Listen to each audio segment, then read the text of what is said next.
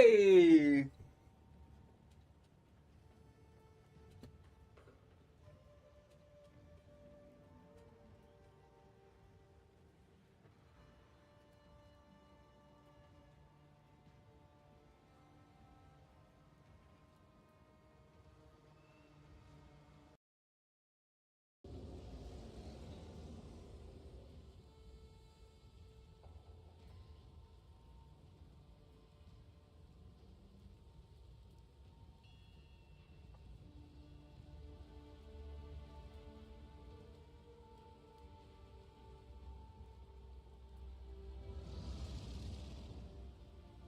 We're essentially building the digital prison of the future, a system that knows you better than you know you. Why do we need to bury family farms and make fortunes for some people and steal fortunes from other people? It doesn't make sense. Get out of the way, Chief. Nope, get out of the way. Beat it. Work for us. Blissfully ignorant of local politics until Microsoft showed up in my backyard. And I wanted to talk about how we were using an Israeli cybersecurity company to monitor all employee communications. I think AI will probably, most likely, sort of lead to the end of the world. That creepy quote is from big tech CEO Sam Altman, whose company OpenAI is one of the biggest names in artificial intelligence. Folks, when you look around the country, it appears the majority of citizens are against data centers moving into their town. Not now, not ever. Whether through song, Not here, not anywhere. Protests against an AI data center in Union County, New Jersey. Yet despite this, there are hundreds of them springing up around the nation. Now, here's what big tech executives are telling us on why we should be welcoming data centers into our communities. we are going to be the dominant player, or China's going to be the dominant player, and there will just be very different rules depending on who wins. Powering the AI revolution, while also advancing a more reliable, affordable, and clean power grid. Everybody's ChatGPT, everybody gets it for free, and everybody has access to just this crazy thing such that everybody can be more productive, make way more money. AI is the biggest technical thing ever in my lifetime. I mean, it is so profound. However, for many Americans, there is a growing suspicion that they will be the ones to foot the bill for this endeavor while big tech rakes in the reward and profits. And if this data center bet goes wrong, the downsides could be catastrophic. It could mean the destruction of our drinking water supply, the collapse of our already weakened electrical grids, massive price hikes on our monthly utility bills, and giving the government the power of extreme mass surveillance. And the list goes on. So with much on the line, I decided to travel across the country to understand this data center tsunami that is coming our way. So let's begin. But first, a quick word from the sponsor of today's episode. Folks, for this documentary, we've been on the road, a lot of road trips in Wisconsin and multiple states to all make this happen. And sometimes being on the road makes making documentaries difficult. Let me pull over and show you guys what I'm talking about. So if I'm just on the road and all I have is my laptop, when I'm working with really big files, like when we got these covert shots of this data center in Texas, using AnyDesk, because I can use my laptop as a portal to go into the work computer and operate from there, which makes things easy. Or another scenario, I want to see the footage of the town hall where a lot of people are really angry about data centers. Well, it's on Miguel's computer. So I can use AnyDesk from my laptop to go into his, and now I can access that file and start getting to work. One thing that's cool about AnyDesk is they work with a lot of anti-scammer channels like Scammer Payback and Jim Browning. The capabilities AnyDesk has can help me in my operation. Whatever mission you are on back home watching this, if there's something that can help, it is free for personal use, and they have custom pricing options if you are a business. Click my link in the description to get started. We gotta hit the road here. There's so much you gotta see. This data center story is huge, and you gotta learn all about it. Let's get to it. Right now, Microsoft is building a massive new AI data center right here in Wisconsin, a project that could soon impact all of us. We're pulling into a Wisconsin farmhouse that has been negatively impacted by this nearby data center. We're going to get their story. And just remember, what's happening to this family could happen to you, could happen to your family members that live out in the country. I think rural people are being disproportionately affected by this crisis. Folks, a data center is a massive industrial warehouse filled with thousands of computer servers that store and process digital information. These facilities serve as the backbone of the internet, making everything from streaming video to now artificial intelligence possible. And to begin this episode, we visit farmers in Beaver Dam, Wisconsin, where almost a stone's throw away from their house, Meta began building a billion-dollar data center. And well, that's when the trouble began to start. Nice to meet you. Thanks for having us. Sure. Good to see you, brother. How are you? Charlie Barron is a beloved Wisconsin comedian and Emmy-winning journalist who has been traveling the state and speaking at rallies to help locals fight against data centers. Today, we join forces in Beaver Dam. How long has this been in the family? It's been in the Frank family since 1974. This farm has been established here for over 150 years.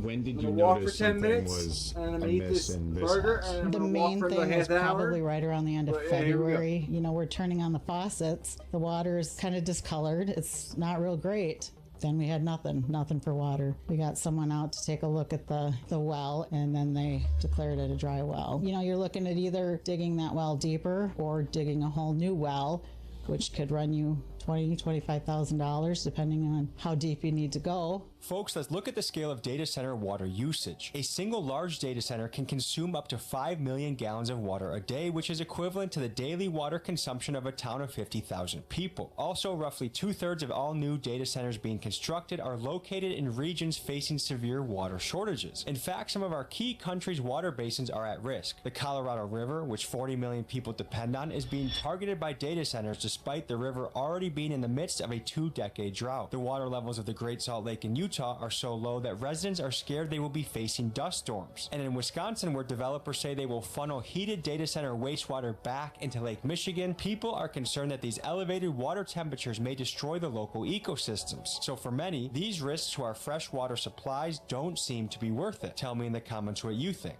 At this point, are you worried about quality of your own drinking water? We've stopped drinking our water. Who do you call in this situation? I don't know. You know, we started out with our local city council, who seems to have no interest in anything that's going on in this township. Have you tried contacting a lawyer?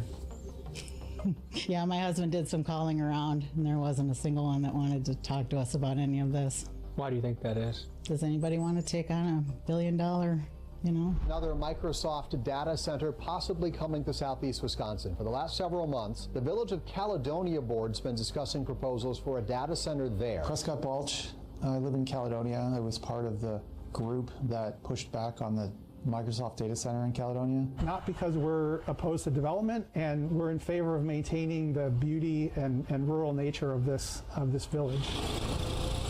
The first thing that you notice when you look at these proposals is every single one of them is in a small town. They're doing that because the land is cheap and they can find proximity to power, which is the key attribute. A small town is no match for a Fortune 50 company when it comes to negotiating terms. And many of these small towns are desperate for some growth. They're desperate for some economic activity, and they get wined and dined and shown big giant numbers that they can only dream of. And they just want to figure out how to make the best deal as fast as possible, get it approved, and start reaping the rewards. Across the country, we are hearing reports of people being distressed by the noise that these data centers are making. From Wisconsin, that's just a high-pitched drone sound. I can hear it inside my house, and that's what concerns me. To Mississippi. For months now, this is the sound communities near the plant hear. To Arizona. Neighbors say you'll start to hear a really irritating noise that you can't ever unhear. This constant noise is driving some people crazy, and it has another sick side effect. It makes it nearly impossible for people to sell their homes, because at the end of the day, who would want to live next to a data center that puts out a relentless 24/7 hum? It makes me feel like we just don't matter. Your well that you've lived on for decades, it goes dry. Another company that moved in that doesn't even live here gets the access. It's feeling really Israeli and tactic to me. The water is what keeps a family going, and if we're willing to knock that off for families, what are we even signing ourselves up for? After all, if we don't have water, what do we have to live? My name is Ben Green. I'm an assistant professor at the University of Michigan School of Information and the Ford School of Public Policy. So data centers use a lot of water, primarily for cooling. Developers will talk about things like closed loop systems. I think that does reduce the water use of the cooling. What I've seen is more than half of the water use of a data center is not directly in the cooling, but is in the generation of the electricity in a power plant that is then used to power the data center, provide the electricity for it. And as these spurt up around the country and more and more of them grow, what are the potential implications on our water supply of this? These data centers are just generally draining the water supply and could lead to issues where, there's not enough water, and it's like, does the data center get water first? If there's a drought, and people are being told to limit their water intake, not to water their lawns, and so on. Are data centers actually receiving that same limitation? Probably not. Wisconsin is the largest freshwater resources of any state in the country, and there's a reason data centers are popping up close to these resources is because they need massive amounts of water, and they can use like 3 to 5 million gallons of water a day, and companies will tout a closed loop cooling system. We really don't know what this closed loop cooling system is actually going to mean for water use for these sites, or what happens to the water after it's gone through the closed loop. What is leading you to become a whistleblower? Some practices that I don't agree with. I was approached by a whistleblower who has worked with the biggest data center companies in the world, including Meta and Amazon Web Services. Because he is still actively employed by one of these tech giants, he needed to remain completely anonymous, but what he said is chilling. We're building the security apparatus that spies on every American. We're essentially building the digital prison of the future. A system that knows you better than you know you. Do you think we have something to worry about as far as water consumption from the data center? Yes, unfavorable billing practices. My company pays close to $250,000 per year in water usage. Every single day, we put almost 100,000 gallons of water into the atmosphere. And I wanted to talk about how we were using an Israeli cybersecurity company to monitor all employee communications and all of the status of our equipment. Do you know what company that was? The company's name is Checkpoint. This is Checkpoint co-founder Shlomo Kramer. He's an Israeli cybersecurity entrepreneur who served in the IDF's notorious Unit 8200, which is the equivalent of America's NSA and is Israel's most elite cyber warfare group. Here's what he said on national television about free speech in the United States. It's time to limit the First Amendment in order to protect it. This Tel Aviv-based company is used by every single one of the top 50 companies in the Fortune 500, and with Kramer's attitude on free speech, his direct ties back to Unit 8200, and Israel's stranglehold elsewhere in this country, I can't help but feel concerned when a company connected to a foreign spy agency is acting as the cybersecurity gatekeeper for almost every major corporation in America. I'm John Mazzarella. I own and operate Coastal Crypto. It's a data center mining operation facility. To get the other side of the coin, we sit down with John Mazzarella. He's the owner of Coastal Crypto, a company which repurposes old industrial sites into crypto mining data centers. Here's what he had to say. We tried to take a different approach to it. We saw that there was a lot of abandoned power, failing grid systems, buildings that were just vacant for years. Big issue right now with Google in my area is how much water they're going to consume, and they're saying it's proprietary information.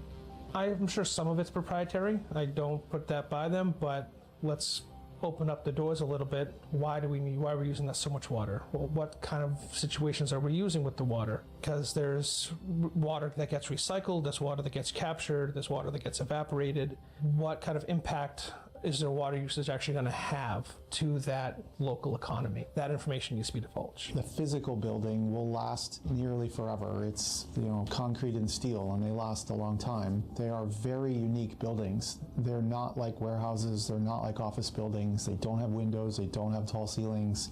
The historical average over the last 40 years is that a data center is good for 15 to 25 years, and then the technology change catches up with it, and it's not economically viable to retrofit it with the latest. The future reuse possibilities are limited. I don't think any of these municipalities looking into this are thinking about that risk.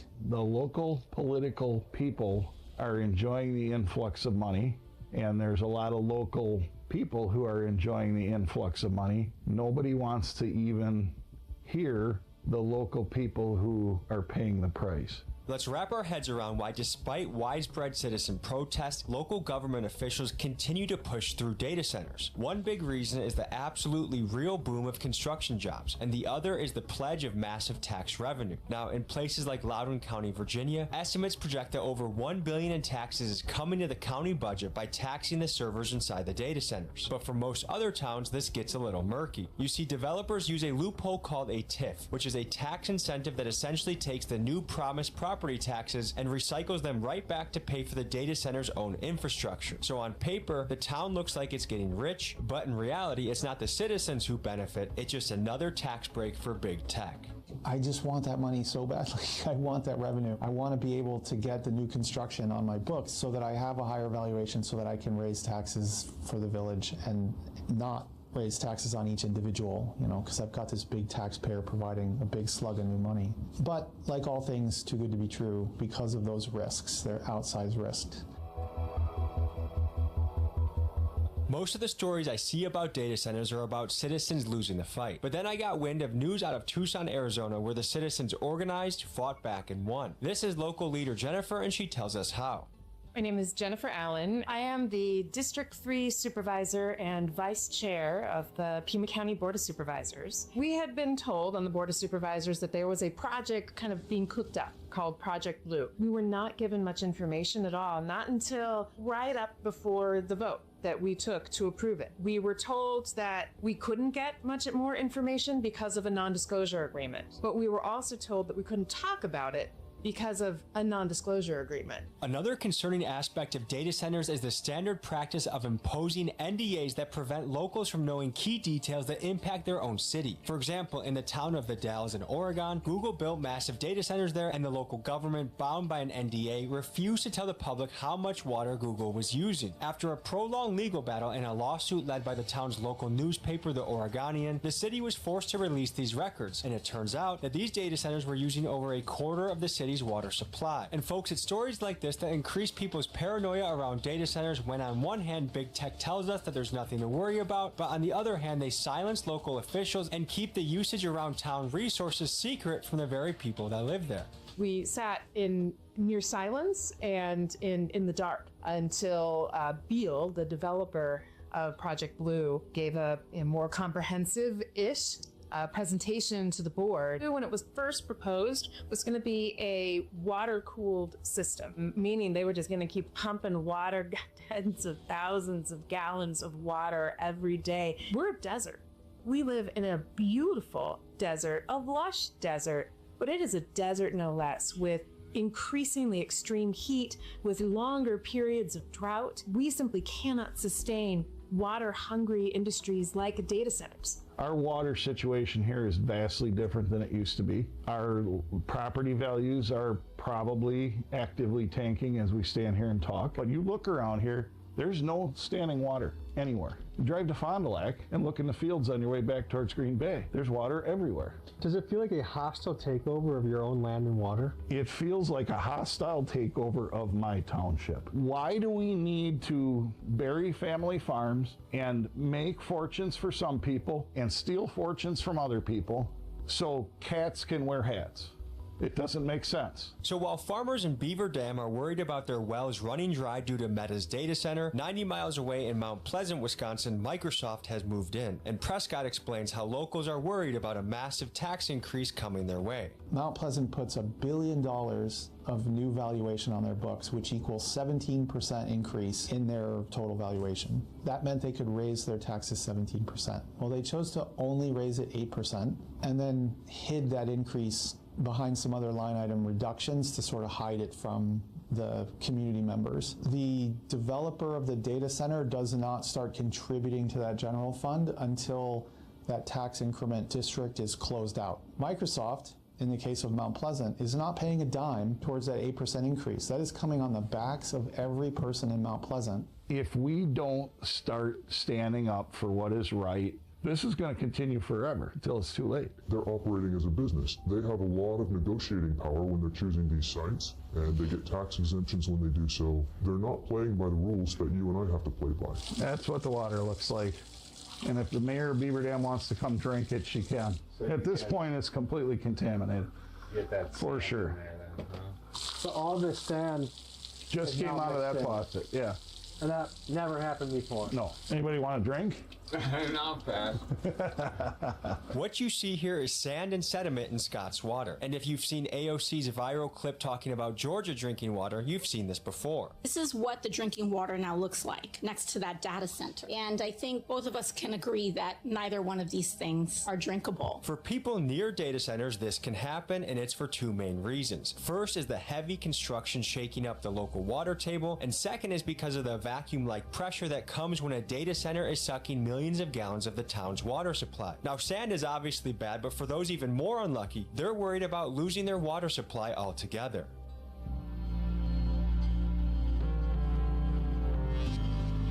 How long have you been out of a job? It's probably been about a good year. And how long did you work on the data center? About 4, going on 5 years. 5? Wow. Yeah. So this project has been in development for a long time. Yeah, it was all over the newspapers before they were even here. You know, just because everybody was so excited because it was bringing jobs and work and just things like that. But it does bring jobs initially, but as soon as it's done and built, then it's kind of... Yeah.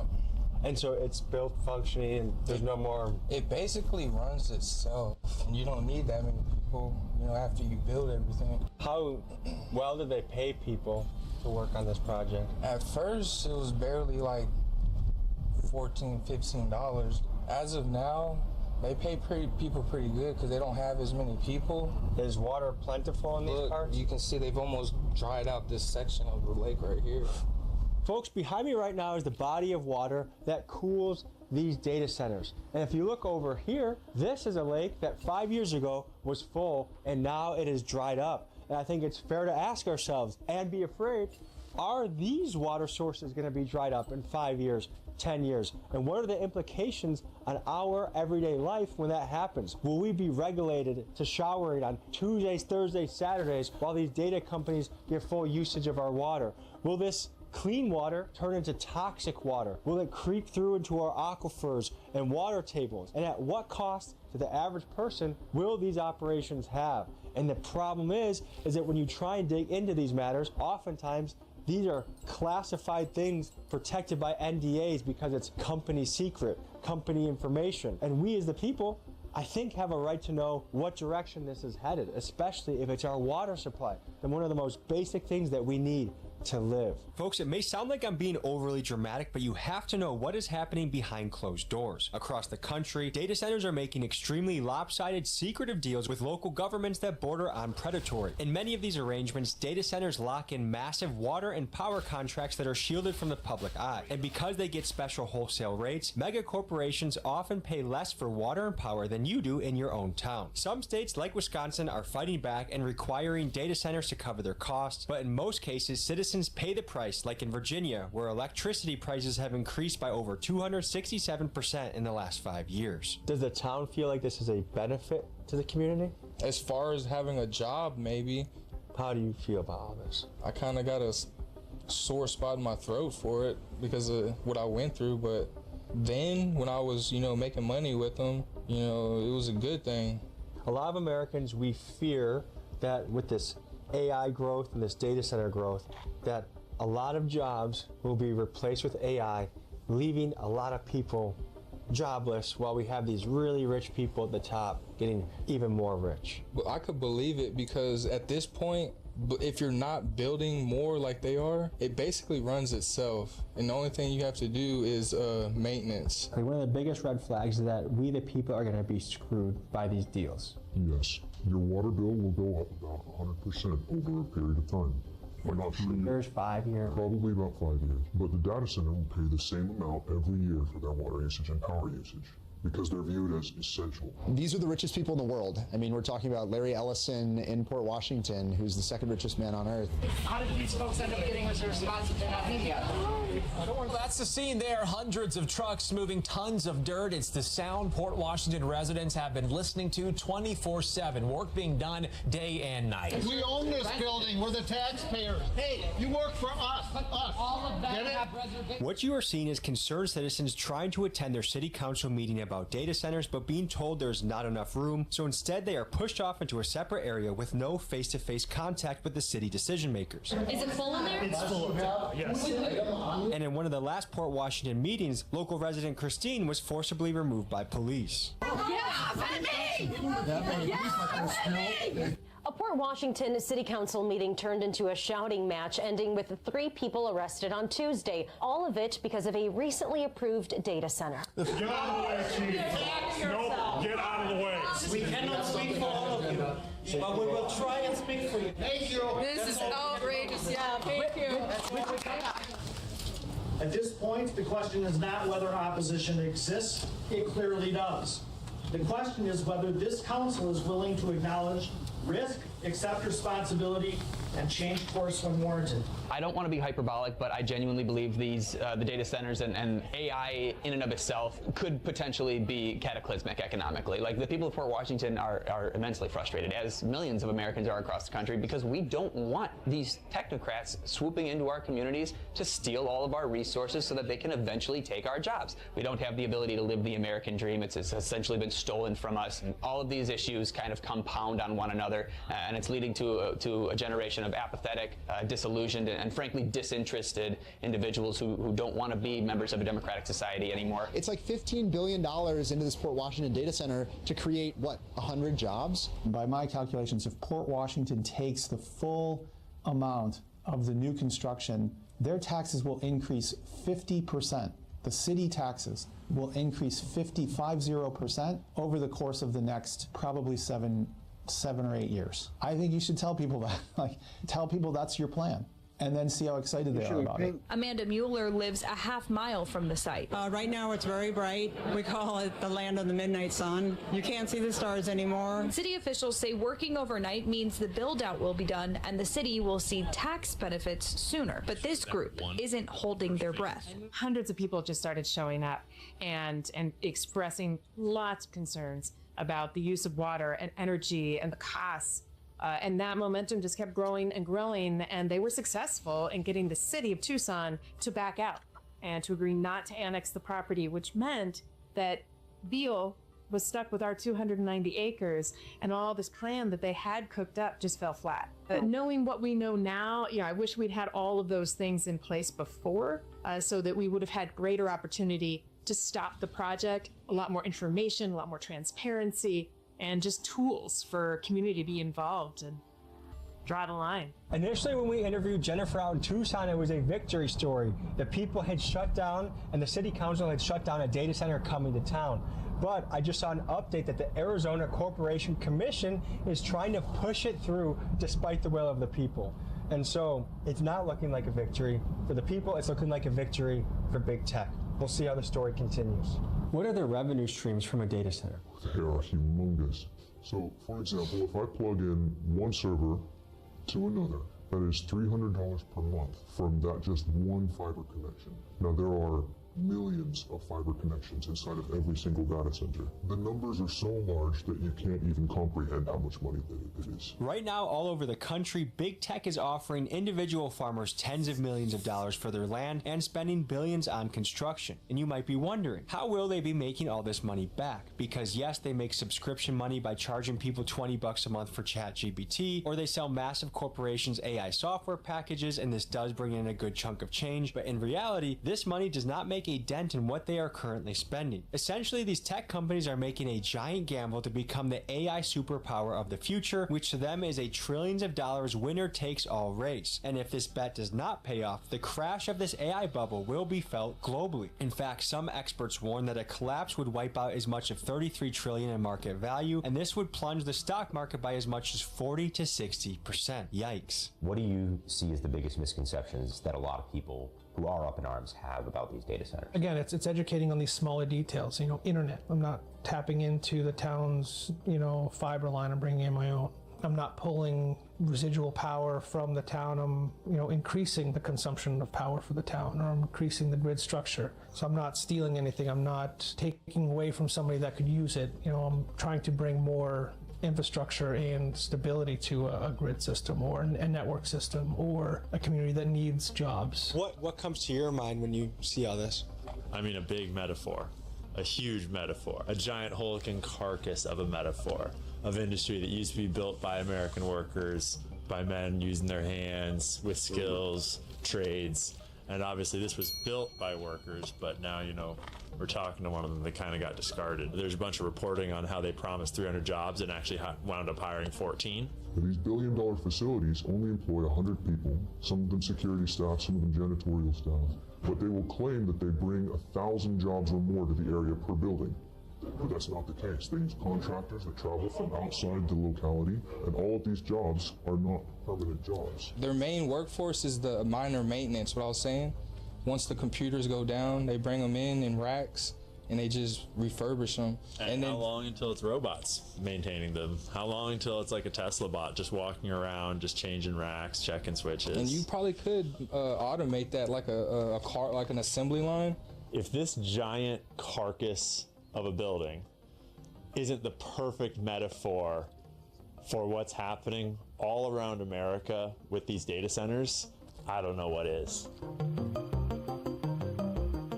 Kaiser, you've been looking into this extensively for the last 3 or 4 years. Tell me about that. So it used to be warehouses kind of. It started with development in Bensenville, Illinois. Kaiser runs a YouTube channel called Stringer Media, and he's been spending the last few years going around the country covering communities that have been taken over by data centers. Today, we see what Microsoft has done in Mount Pleasant, Wisconsin. Essentially, a warehouse developer bought all of these people's homes. Perfectly nice houses. One day they're there, next they're gone. You go from a functioning community to an industrial wasteland. I need gold. Yeah, everybody's just gone. So I could take you to a street that's been bought out. To me, what I think of when I look at a place like this is, look, a nice little yard, kids could play in the prairie, there was a bird feeder, there was a family here that had a great time, but we're in a time where a lot of people are economically pinched, and if you come to someone's doorstep and offer them way over market, a lot of people are in a position where they kind of have to take it, or they feel like that's their ticket to a future in America. And like, I think if we were in more prosperous times, or the middle class was stronger, the data centers wouldn't have as much luck as they are emptying out these neighborhoods as they are right now. Yeah, I've heard that a lot. Most of these houses were older people. It's a lot of money. You know, they probably had these houses before even the highway was here. These warehouses and data centers might be abandoned along the line. Maybe they're obsolete. Actually, a pretty likely option is that we're going to be left with these giant shelves of buildings that in most of these agreements the companies are not responsible for taking care of, and it's going to be the people that have to deal with them, and they're not easy spaces to convert into human spaces again. It's one of those gold rushes, you know? Everyone's trying to hop on the money, just do as much as they can, and eventually maybe it'll die down or something like that. And then what are you left with? Just destroyed nature and empty buildings. Some people might say, if you're against data centers, you're against progress, and that's anti-American. I mean, there's a strong current of that, but I disagree. I think it's very American to want to say, you know, we don't want to just have monopolistic overlords. We care about our communities. We want to have local community voice is very important, very American. AI is being dominated and developed by a handful of companies that do not care about the public interest. And so the types of AI they're going to develop are not going to be utopian things. They're going to, you know, develop tools that are not very helpful, that put workers out of jobs, kind of poisoning kids' brains, stopping people from learning. Some people might call that innovation, but to me, that's just bad. Look, the average American should be locked into to what AI and what data centers are going to do in their lives. I think 30 million jobs in the coming years that we're going to see lost from AI. Keep an eye on your community zoning. What I'll say is there are little signs or signals that will pop up when data centers are about to move in. Follow Elon Musk at all. He's all about data centers going to space. So I'm all for it if that's the case, if that's where they go, 100%. But you're still going to need some kind of position on Earth for them to be transmitting the data back and forth. Biggest advice or recommendation I can give to anybody is just do your research. If I have the answers, I'll try to answer them. If I don't have the answers, I'll help you research them myself. Hopefully form up an opinion based on fact, not emotion. I am really nervous watching this data center story develop. It feels like it's out of control, but I do have to say I am a bit of a hypocrite because I use AI day to day. I use it to edit my writing, I use it to source research. It's truly an amazing tool. But to me, it's key that this is done sustainably. We have to prioritize people, their homes, their communities, their resources first before big tech. And right now it feels like big tech is just getting the seat at the table, and we the people are shunted off to the side, and our leaders, both local and national, don't give a shit about us. It's a troubling trend because right now they're trying to keep AI from being regulated for 10 years with the big beautiful bill. And that could be disastrous. And I don't know about you, but I want a world that not only are you and me proud to live in, but that we can give to our kids. That is our duty. We need to do that. And to think that's even something that we might not do is outrageous. So I look at history, I look at presidents like Teddy Roosevelt that made the national parks, that loved nature and went after big business when it was necessary. And I look at what's happening in current day, and it feels like we're dealing with people that don't even go outside, don't smell flowers, don't touch grass, and don't care about our kids' future. And I don't like that at all. So we have to fight, guys. You have to organize locally. You have to get informed. And we can win this battle because just remember the Bugs Life movie, the ants outnumber the grasshoppers. So always keep hope, keep that in mind, keep fighting the good fight, and I'll see you next week. Peace.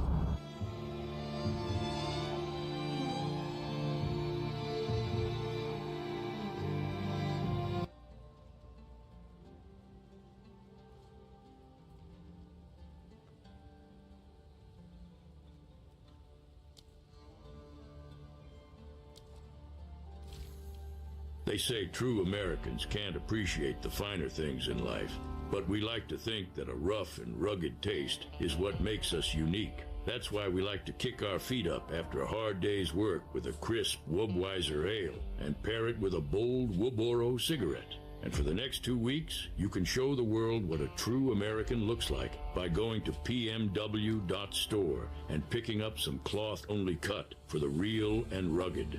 And be sure not to miss out on the limited time teas that will keep you looking rough and ready. Paid for by Wubweiser Ale and Wuboro cigarettes, America's most coveted. This idiot took the bait. You might be Giga. Oh God. We're good. We're good? We're good. Oh, we're good. All right, tough guy. He's not giving up, which means there's something he just drew.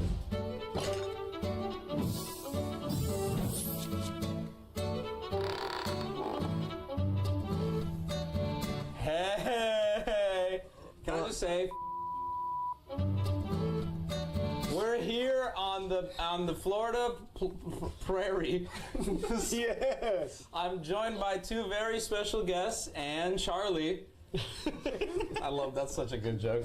We're gonna play some Commander with a twist, but before I tell you that twist, let's meet our guests. Who are you? Hey, I'm Charlie. I'm Sonar in Dispatch. What the fuck? Dude, you didn't know? No, I started playing. It's a good game. Yeah. Good job, man. No, the finale comes out today, and we're here, not able to play it. Well, we're here with the guy, Aaron Paul. How does it end?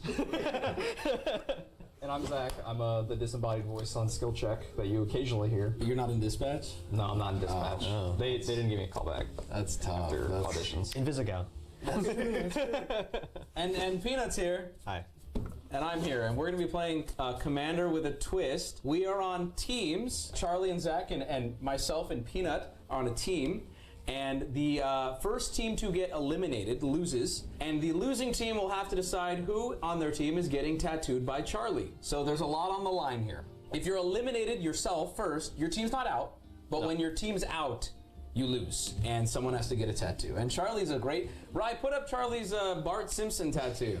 Really zoom in on the infected bits. It's not infected. It was a fresh tattoo. It's just a little red. You have tattoos, it gets a little red and puffy afterwards. It's really bad. Look at it. Zoom in. Scaly. Do It's like grayscale. I think the line work is impeccable. For my first tattoo, it is exquisite work. Have you tattooed since then? No. But it's like riding a bike. All right, let's shuffle up and play. Or let's... It's time to play some Commander at Charlie's home. At Charlie's home.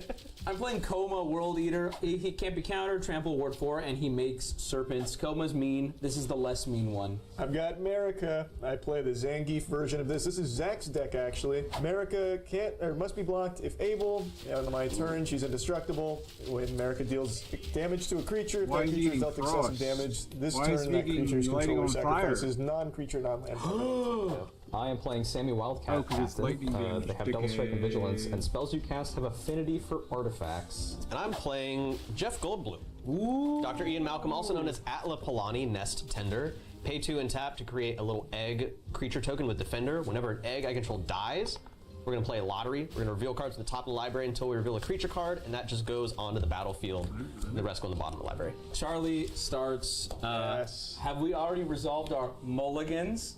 I need to shock something. Claps? You guys clap for that? All right. Upkeep, draw. Wait!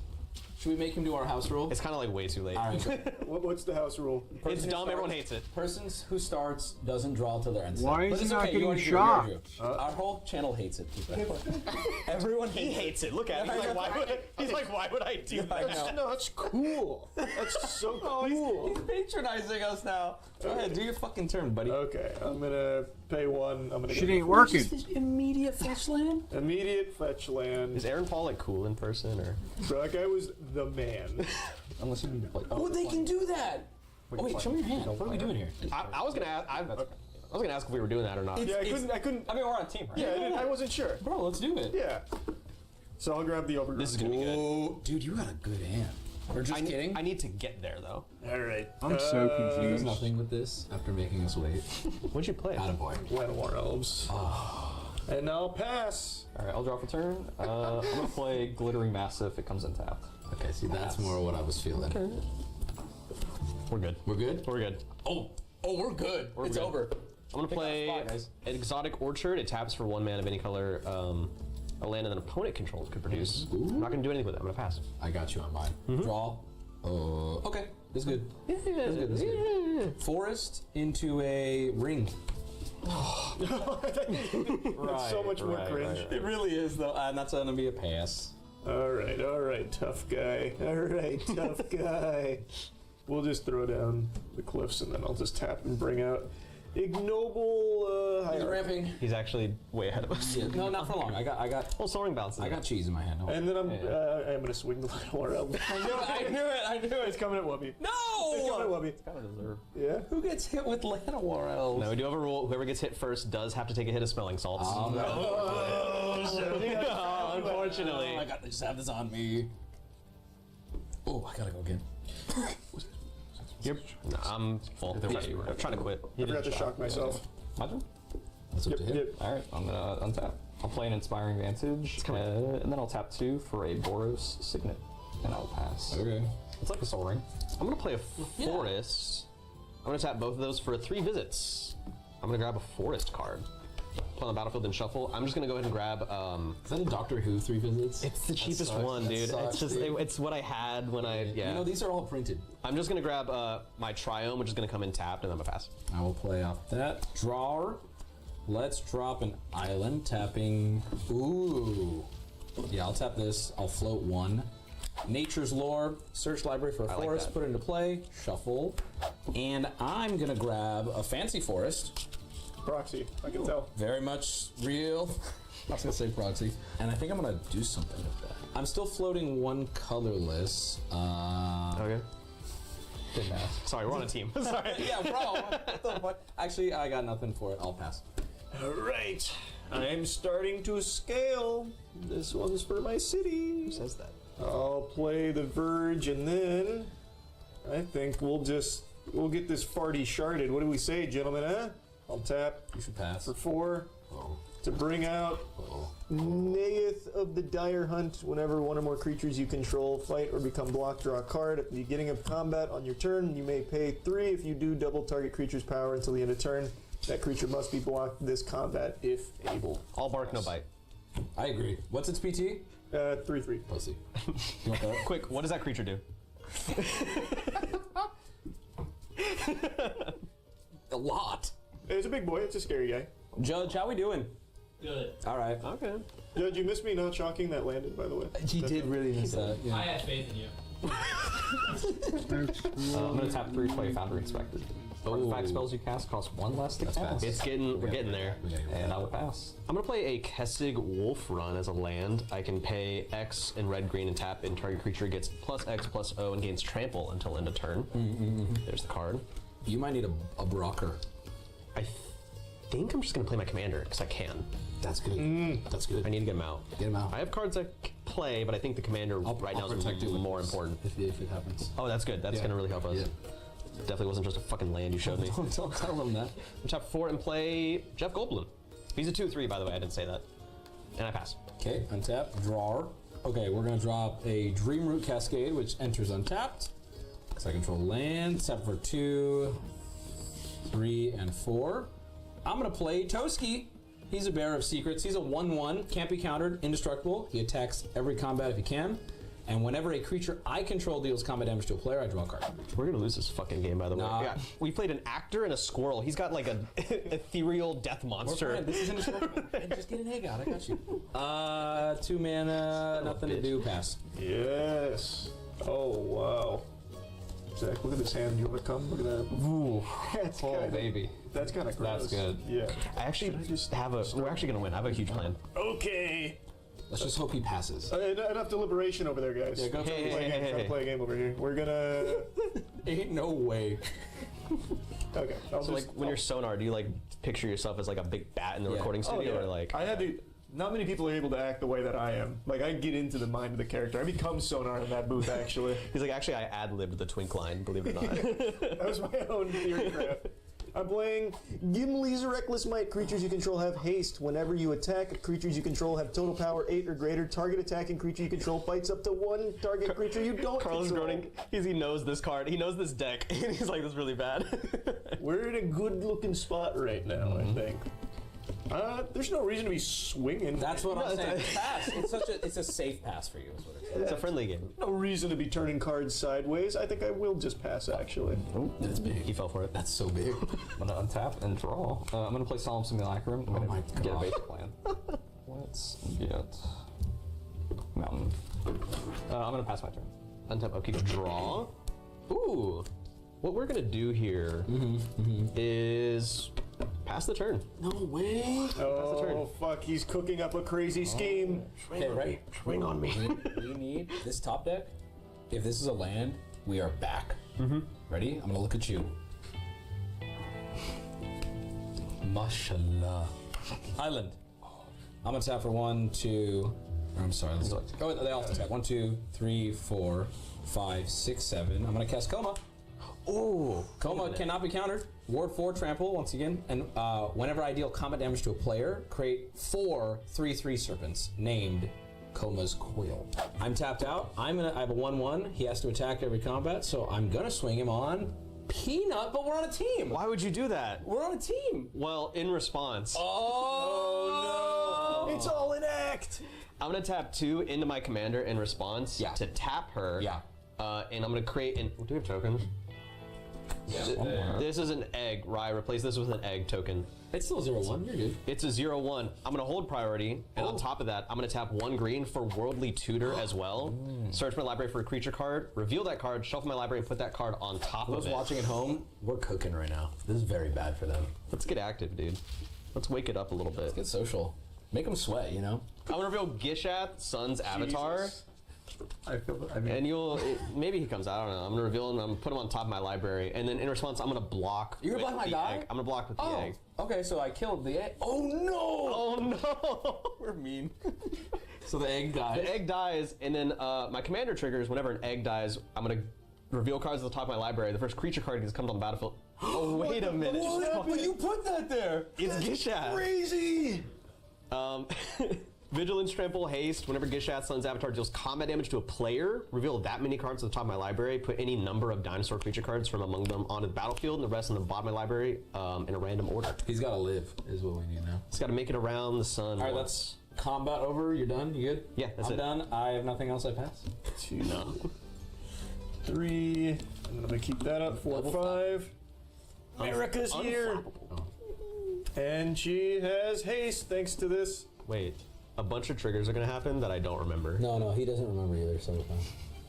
It's such a shame I won't be able to get America to fight something. It's such a shame. Yes, you will. Yeah. Oh, that's right, Exalted, because she's attacking alone. Get +1/+1. America's coming at you, Peanut. What the heck, Wait, man? who gets +1/+1? Exalted, so she's going to be an 8. Does Exalted applies to everything? Yes. Since when? Oh my god. Yep. So I attacked with an 8, so I get to fight something. You put your enchantments like down by your creature. You're such a nice person, so handsome. Wait, what did you do wrong? I like this. Yeah, what's wrong with this setup? I don't know. I just put him over here. Or something. You're weird. You do that. I think probably just attack the Ian Malcolm, right? Because that's indestructible. Yep. And then this would, well, they you would can sack the Soul Ring. You That's sack Soul true. Ring? Yeah, that's true. I'll just sack the Soul Ring. Yeah. 8 indestructible coming at you. Must be blocked. Must be blocked? Why didn't we plan for this? Why didn't we pay attention to anything on their board? They just watched us be cocky for 5 minutes for nothing. Trigger. I'm gonna draw a card. Did I play a land for turn, Judge? You didn't. I don't think you did. What good news! I'll play a land. Man, shut up, bro. And for 1, I'll also just get the infiltration lens out. And then for...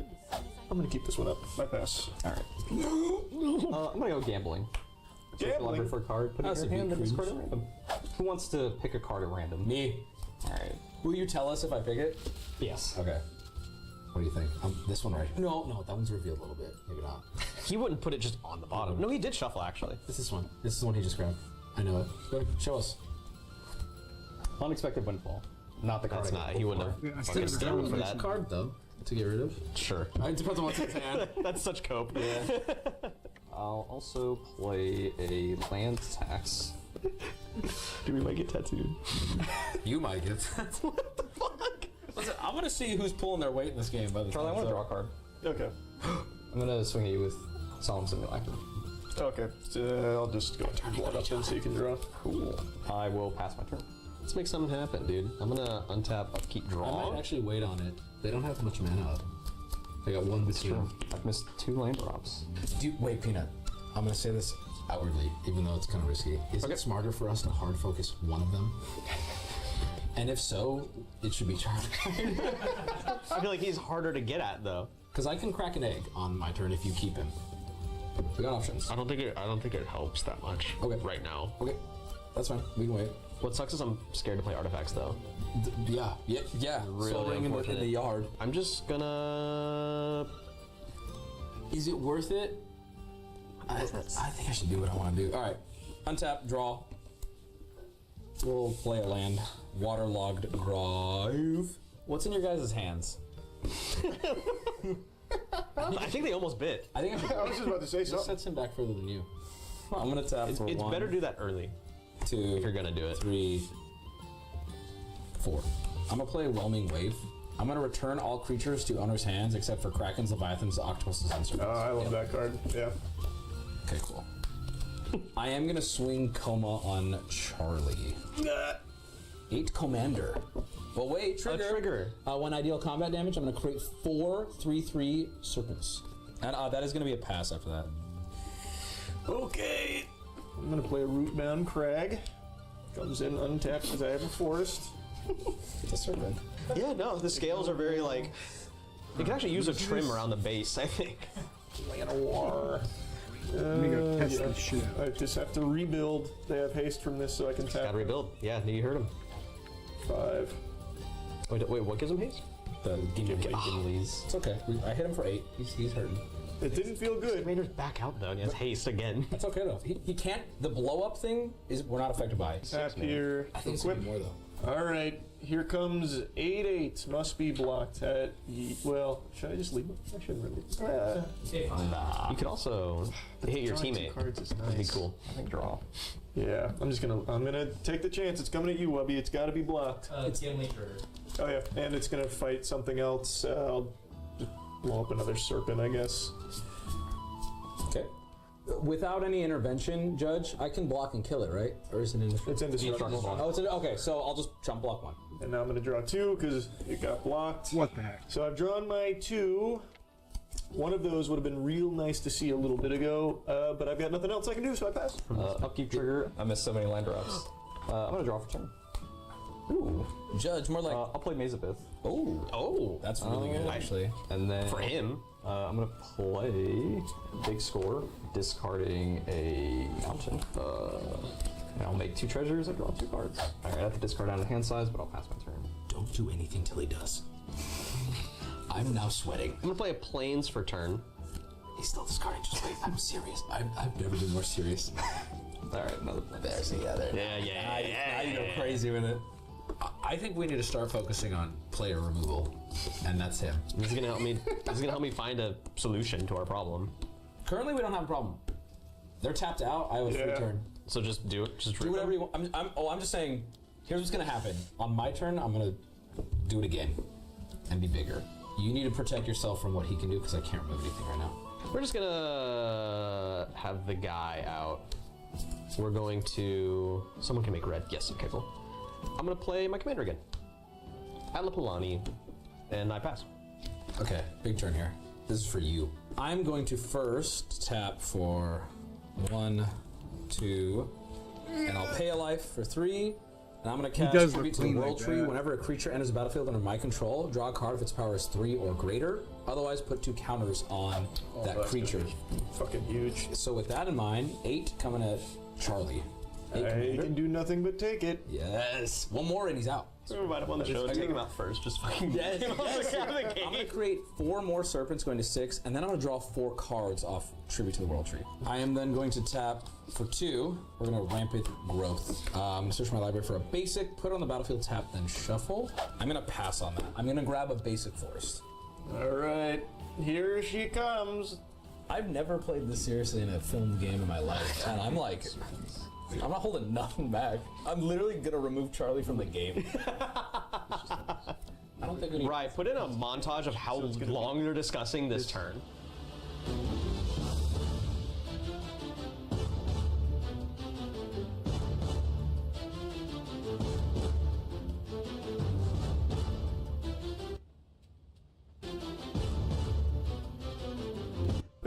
It's going to be 3 damage dealt everything to everything. Yep. Okay. Yeah, he looks cool. And Gimli trigger. Yep. And so I lose all the serpents. So you'll take 8 commander. 8 commander. And then 3 damage to everything. So my commander's also gonna die. Yep. The fight goes off. It hits the serpent. Yeah. Everything takes 3 damage. He has no blockers. So America goes through. Yep. And then these die. It's getting away from us. Well, no, because he's still dead on his. Currently, unless something changes, he's dead. Unless he saves all his mana. Coma has to be gone. He might just save all his mana. I'm just gonna play a blocker and hope for the best now. Well, now. Hope his dick. And then, yeah, that's all I got. Alright, I will untap. Right, put dispatch. Or wait, what is his name? Sonar. Sonar from Aaron Paul. Oh, we're getting deep into this meme now. I need my big strong hero to Draw save for me. turn. Play Sundown Pass. That's my boy. Man, you actually had like actual doo-doo. Literally. I just need a turn. Alright, 5. Crack a treasure here. I'll play Mycosynth Lattice. Ooh! So all permanents are artifacts and additions are other types. What is that? Show him. I think Wait, I've seen who's it. that looking guy over there? Is that Aaron Paul? This is so not fun. And it's not. And like in a month, will it even be when this comes out? Like, will anyone care? I don't know. That's kind of what we do, though. All right, I'm playing Mycosynth Lattice. Whoa! All permanents are artifacts in addition to their other types. That is gonna be a huge fucking problem. But then, Which is why maybe we start looking over there. Yeah. untap. I can draw. Ooh. Do it, bro. Rip it. Show me your asshole. Oh wait, he's indestructible, right? Only on my turn. Oh, yeah, that's fine. No. No. No. Because it gets rid of yours. No. You don't like it? Yes. was roaming through that area. If you can track it Okay. down and put it down. Oh, it's worth noting. None of the. So you best bring all your. Right. Any questions? Run around the world. That's it. How goes the hunt? Pleasure.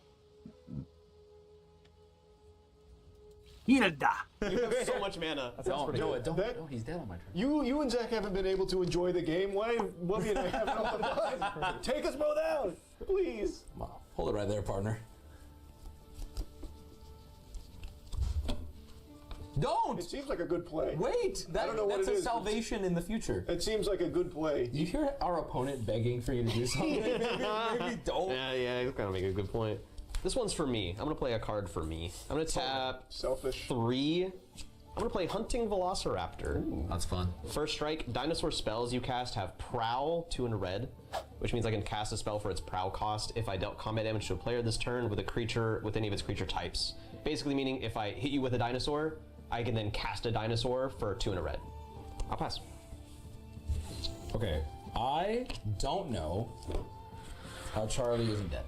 Well, I'm hanging on. He's got a blocker. Got one finger on the nipple trying to suckle. He's got a blocker, so we can get rid of the blocker then. How much damage has been done to you? Only a couple. How much is it to kill? 21? 21. It would kill. Yeah, if you get rid of the blocker. This has trample. Oh. Yes. Should have read that card. Why shouldn't I? Zach's about to pop off. and God bless him. I think we should just win the game.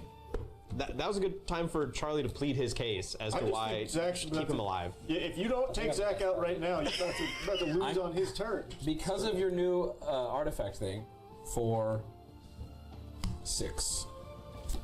Serpent of Yawning Depths. Krakens, Leviathans, Octopuses, serpents you control can't be blocked except by Krakens, Leviathans, Octopuses, and serpents. I'm glad you're on my team.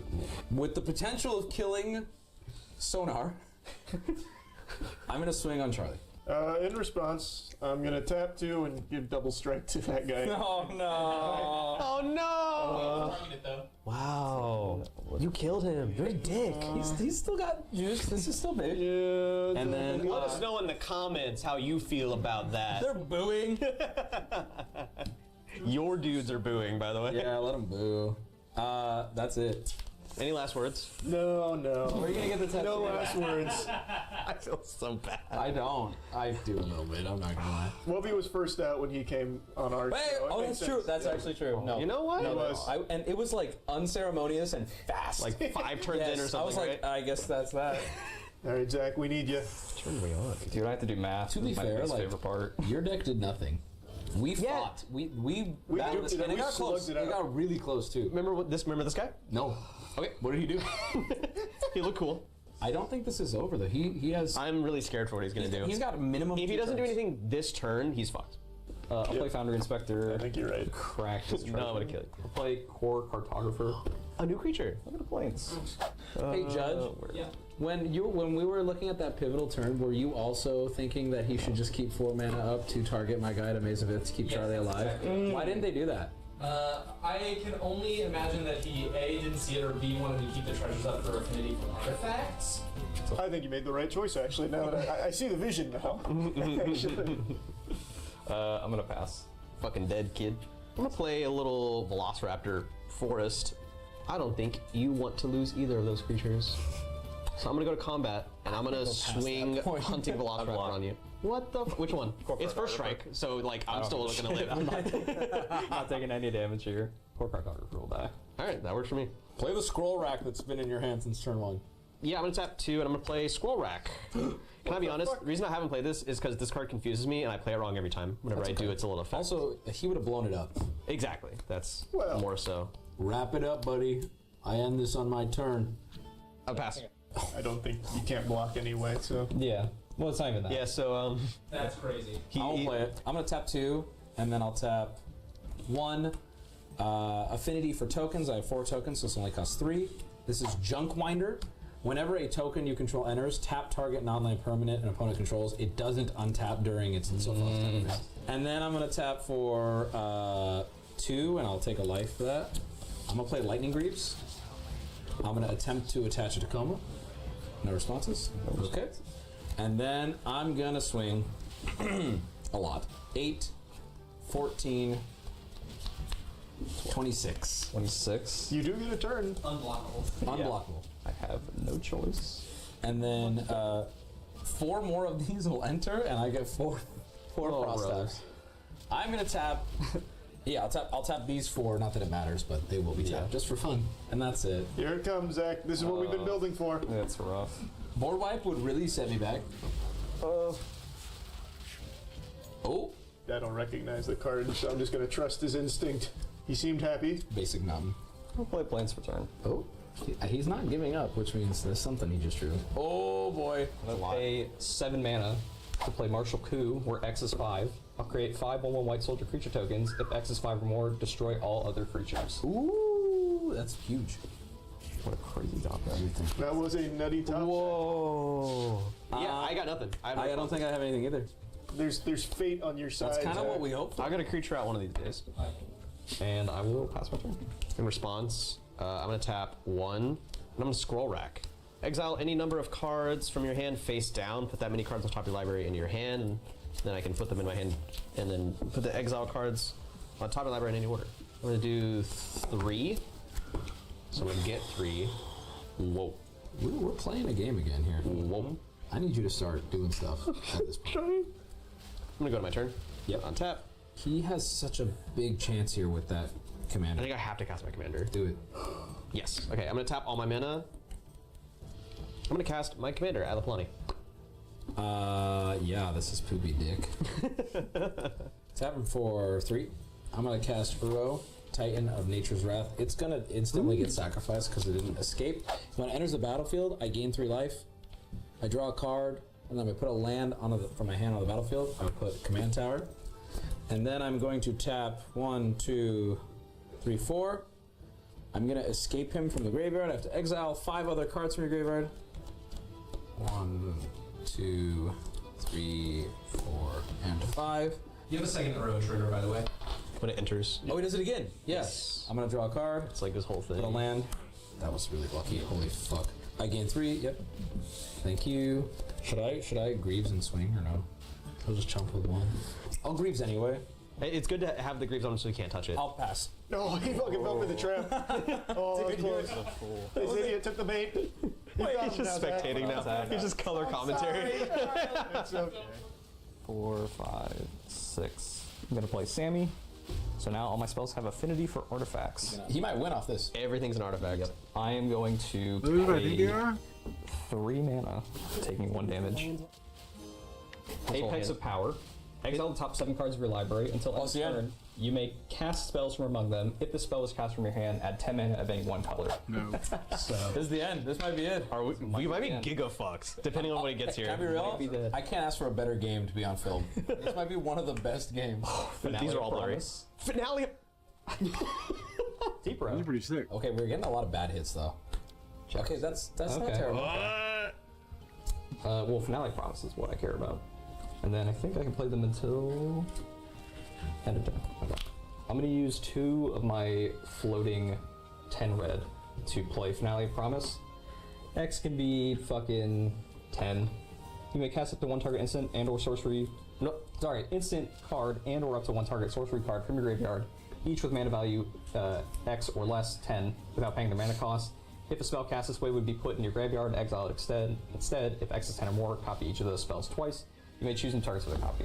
I'm going to play Apex of Power. I'll exile the top 14. I'm going to make 20 more red mana. I'm just going to shortcut here. I'm going to play Comet Storm for like 50. You die. Yeah. We're dead. That's it. That's it. I told you. I saw the vision. Decided what that bad. Can you cast it from hand for red mana? Yes, you're right. It does have to be from hand for red mana. So I have 8. Oh wait, it's not over? Yeah, hold on. It's not over. It's not hold on. You're right. Backwards seppuku. Right now, affinity for artifacts is 18. So I could do Comet Storm for 18. Where's all my Apex are? I think he can still win. Yeah. I still like. If you can't win on this, the with deck's bad. 30 plus mana, Let's be real. Yeah. You earned it. Yeah. So then I would do it one more time, exiling the top 7. There's Jaya's. If that means anything to you guys. That might be it. Yeah. Throw it away. How much mana do you have? I have 8 red floating, and then I can do. I only pick 2 of this. So. Oh god. Yeah. So if I pay 1 red to kick this, or no, if I pay 3 red to kick this, I'll go down to 5 red mana floating. This will deal 18 to the both of you. Let's do it. You got to do 14 more, buddy. And then Jaya's will deal X damage up to 3 targets. This will also be, I can do 2 here, so it'll go down to 3, and then I can dump the rest of it to do 21, I think, to each of you. Let's crunch those numbers one more time. There was so much that happened there. There might be some miscounting, but it's such a like. No, I'm okay with it. It's like, yeah, it's okay. Yeah, I don't. 5, 6, 7, 8, 9, 10, 11, 12, 13, 14, 15, 16, 17, 18. So everything's being discounted by 18 through affinity. I set that up with the alley-oop, am I right? We fucking lost. It was glorious, and we got shit on. We got shitted on our own show. It was 1 turn too. 1 turn. Oh my god.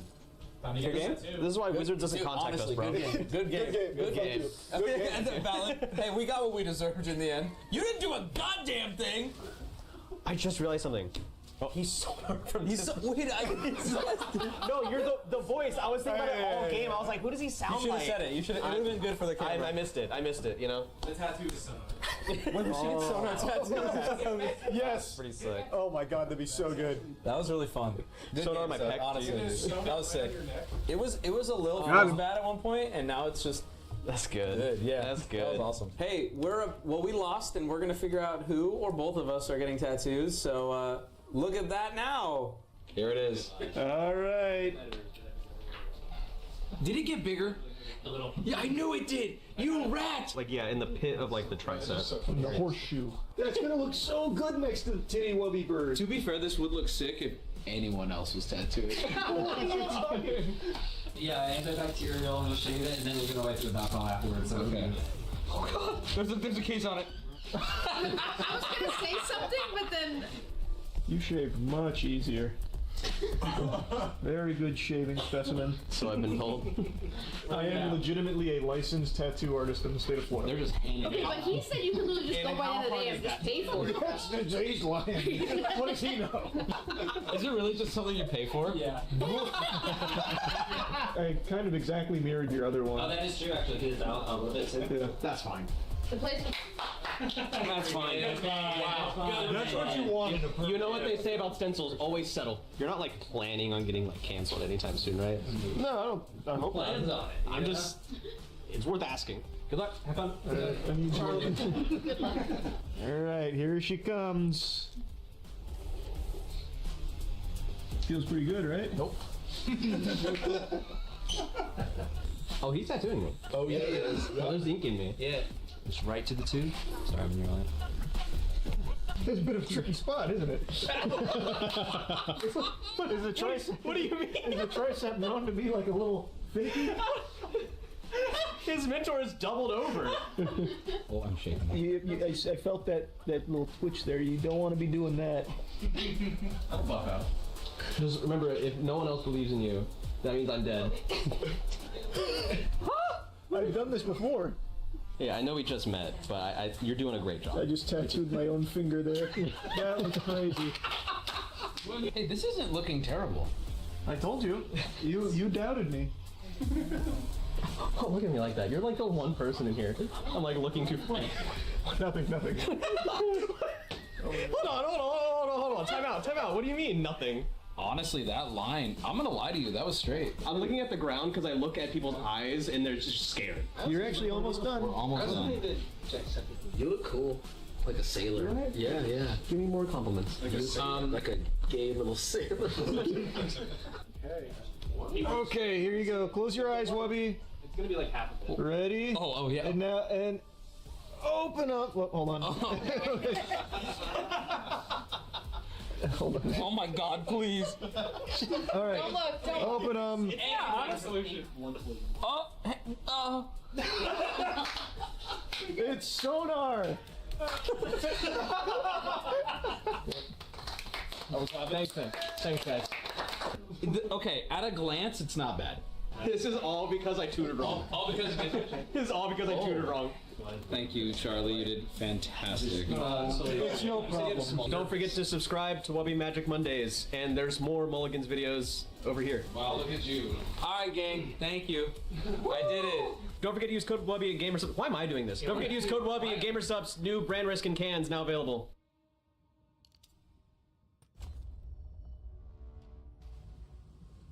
Ooh, I can go sub 7 seconds.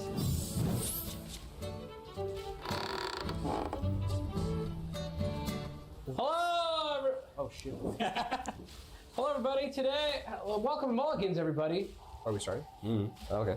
Peanut is here. What? Today, we're playing Modern Horizons 3 I got an 18. Collector. Today we're playing the Modern Horizons 3 Collector Commander decks. What are these decks going for right now? We'll put this on. Are they? What are you asking? How much are they? All of these together go for like 600. But then solo, Amazon, yeah. solo, they're on TCG 600 too. It's like Are they? on their own. This one was 5. Oh my god. This is the not worth it Commander game. We're gonna play it so you don't have to. I got my friends here. Just before filming, we sleeved these. We've never played them. Most of them don't even know what their commanders did. Very confusing. So, Peanut, tell us who you're playing. Welcome to Mulligans. Who are you playing, Peanut? I am playing the energy deck. I am playing Satya, Aether Flux Genius in a beautiful Ripple foil. It is a 3/5 with Menace and Haste. Whenever Satya, Aetherflux Genius, attacks, create a tap and attacking token that is a copy of up to one other target non-token creature I control. I get 2 energy. At the beginning of the next end step, sacrifice that token unless you pay an amount of energy equal to its mana value. All right, thank you, Peter. Carlos is here. What are you playing, Carlos? I'm playing the little Jund commander because I think that Jund is the best color combination in Magic. There, I said it. I'm playing Disa, the Restless. Whenever a Lurgoyf permanent, don't sound so confused, please, is put into your graveyard from anywhere other than the battlefield, put it onto the battlefield. Whenever one or more creatures you control deal combat damage to a player, create a Tarmogoyf token. As Peanut pointed out before we started filming, one of the most powerful cards in Magic's history, relegated to a token. Tarmogoyf is now a token. Yeah. Booty, you're playing. So what's up? We're going BB Eldrazi up in here. I got Ulalek. Fused Atrocity. I was trying to put my Eldrazi tongue on that. So my boy here is a 5-stack. He's a Wooburg. And he got Devoid on him. He is going to do a lot. So whenever I cast an Eldrazi spell, I can pay 2 colorless mana. If I do, copy all spells I control, then copy all activated and triggered abilities I control, and I may choose new targets for those copies. So this is bad. Don't let him land.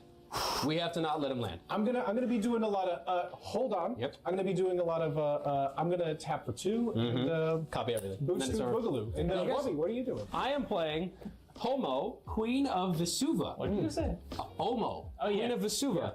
Whenever she enters the battlefield or attacks, you put an everything counter, which is like new, right? I believe it's a type of bagel. Yeah. This card is on a target land and creature, and lands with everything become every land type, and creatures with everything become every creature type. So we got a typical Eldrazi hand here. Everybody keeping? I think we're gonna keep because I have no fucking Considering it's pre-con, like lands and ramp, it's about as good as it can get. Now, are we drawing on the end step? Yes, let's confuse the audience. House rule, we draw on the end step. I'm gonna start my turn. I did the thing. I kept the land thinking it was a different land. I didn't read the land. Some of the false god doesn't tap right now. Bounce nothing, bro. I'm gonna play planes. Oh. And pass and draw on my end step. I will draw for turn. Okay. I will play a Forgotten Cave. I already forgot what this did. I'm going to. It enters the battlefield tapped and it adds red. I'm gonna draw. I'm going to play an unclaimed really territory, like it. and I'm going to declare Eldrazi because I'm feeling frisky. And then I'm going to give you a pass. I don't draw basic fucking land right now. I am going to play an island, and I'm not going to do anything with it. I'm going to pass. Yeah. Wow. I know. Turn? Wow. Damn it. Brave. Guys, I'm going to be vulnerable with you guys. I fucked up. Please don't. And Magic players are going to relate to this, to the hand I kept, because I have to... Are you gonna pass and discard? No, I'm gonna bounce a planes back to my hand for an Azorius Chancery. Yep. Does it come in tapped? And it comes in tapped. And I have to pass, and I think I got a discard. Untap. I'll keep draw. I'll play a forest for turn. I'll tap 2. I'll cast Talisman of Impulse. Taps a colorless or Gruel, but it'll deal damage to me if it does that. Then I'll pass turn. I'm gonna draw. You guys know Steve from Minecraft put out a new song that's going viral on TikTok? Yeah. Steve from Minecraft? When I'm back in Chicago, I feel it. Yep. There's also a group of Irish kids that made a banger. I'm gonna play Temple of Malady. Comes in tapped. When it comes in, I get to scry 1. There's a group of kids, like Irish kids. Are you serious? Yes. The what? It's like Irish, like then I'll pass. elementary school kids made like a Euro like type. And it went very viral, Yes, right? Yeah. I will drop a Blast Zone. It enters the battlefield with a charge counter on it. You can put one of those on all of them? I can tap to add colorless. I can also pay XX and tap, put X charge counters on it. Then I can pay 3, tap, sack it, destroy a non-land permanent with mana value equal to the number of charge counters on Blast Zone. I'm gonna pass on that, buddy. All right. I'm a nasty girl. My little bounce land. Pass. Whoa! I'm a nasty girl. I'm gonna play a planes return. I'm actually gonna do something in this game. I'm gonna tap my Azorius Chansey for 2, a white and a blue. I'm gonna play a Talisman of Conviction. I'm gonna tap Talisman of Conviction for 1 colorless and planes for a white to play an Aether Geode Miner. Whenever Aether Geode Miner attacks, I get 2 energy, and then I can pay 2 energy, and I can exile this card and then return it to the battlefield under its owner's control. Oh, yeah? I'm gonna pass. I'm gonna cast a spell to make Peanut disappear. Whoa! You're making Ryan work so much. That's a brutal scene. Hey guys, I'm back. Did I miss anything? Whoa! Not at all. I'm gonna play a Terramorphic Expanse as land for turn. Thank you. I do expect claps. Then I will tap for 3, and I'll cast Polygoyf. It's a trample myriad. Polygoyf's power is equal to the number of card types among cards in all graveyards, and its toughness is equal to that number plus 1. So it is a artifact. I think I'm the only one with anything in graveyard. So it is a 1/2. Okay. Okay. Were you expecting like a big? Do you want us to I cloud? actually would love that. Thank you. I'll untap. I'm a draw. Oh boy, you're gonna love this. I'm gonna play me a command tower. Have you ever seen that? Is that new? It's expensive. That's crazy. It's like a tower of command. Yeah. You know what? Why not? I'm just gonna tap for all 3. I'm gonna tap for a green here, 2 colorless, to bring out Garruk's Uprising. Garruk's Uprising. Garruk's. Is it Garruk's? Garruk's. I think it's Garruk's. Garruk's Surprising. When it enters the battlefield, I don't control a creature, so I'm not going to draw a card right now. Things have trample. When someone comes in, I'm going to draw a card, but I'm going to pass to you. I'm going to play simply a Basilisk Gate. Taps for colorless, or I can pay 2 and tap it to get a target creature gets XX till end of turn, where X is the number of gates I control. And then I'm gonna tap for 3 to bring out my commander. Whoa! When she enters the battlefield, I can put an everything counter on up to target land and target creature. She's already everything. Nope. But I'll give her one anyway. Okay.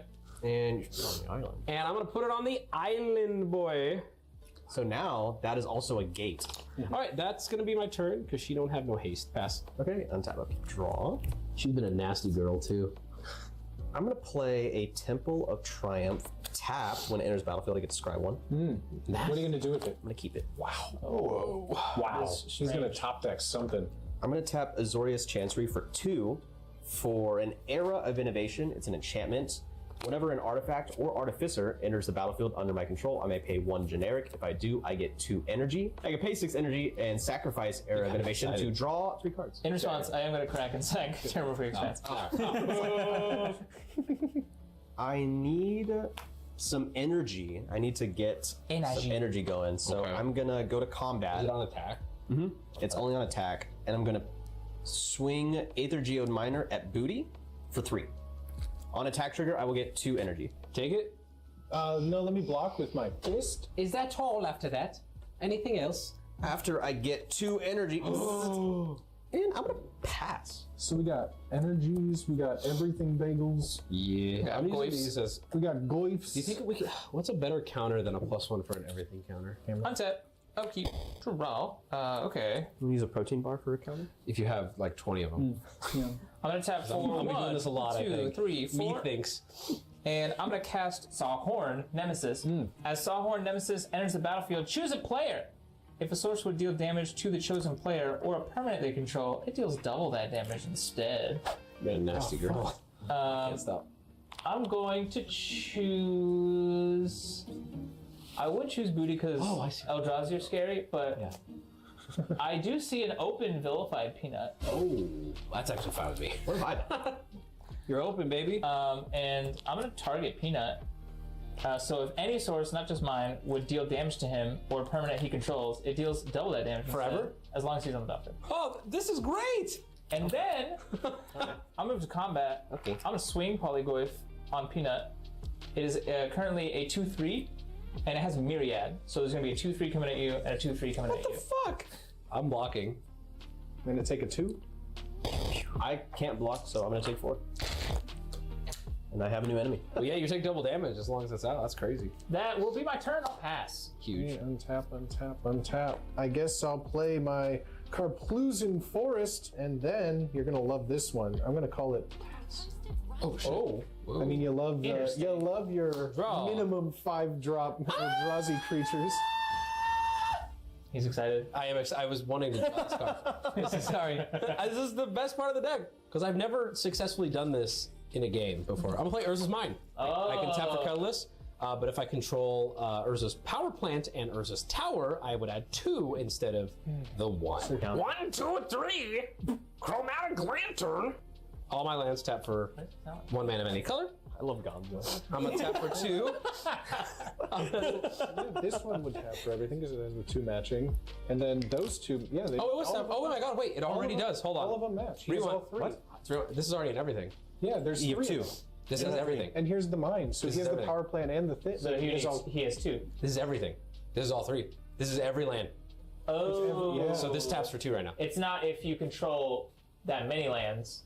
It's got it. The one is a gate, so the gate will only tap for the 2 gates, right. but the 2 I Urzas, hear you now. That's right. No, you're so. Yeah. So actually, I'm gonna tap for 2. Because the type. And then 3 for. Good catch, by the way. And all of those are Urzas, full sets of Urzas. Because you have the mine, so all of them get the bonus from Urza. All of them will tap for. You have a full set right now. No, I don't think this can tap for anything other than blue. You still have to abide by the text. It just is also the type versus mine. Okay, I understand. Good to clarify. Good to clarify. Yeah. So Chromatic Lantern tapping for 3. I think if we're wrong, correct us. This is a new deck. Sorry.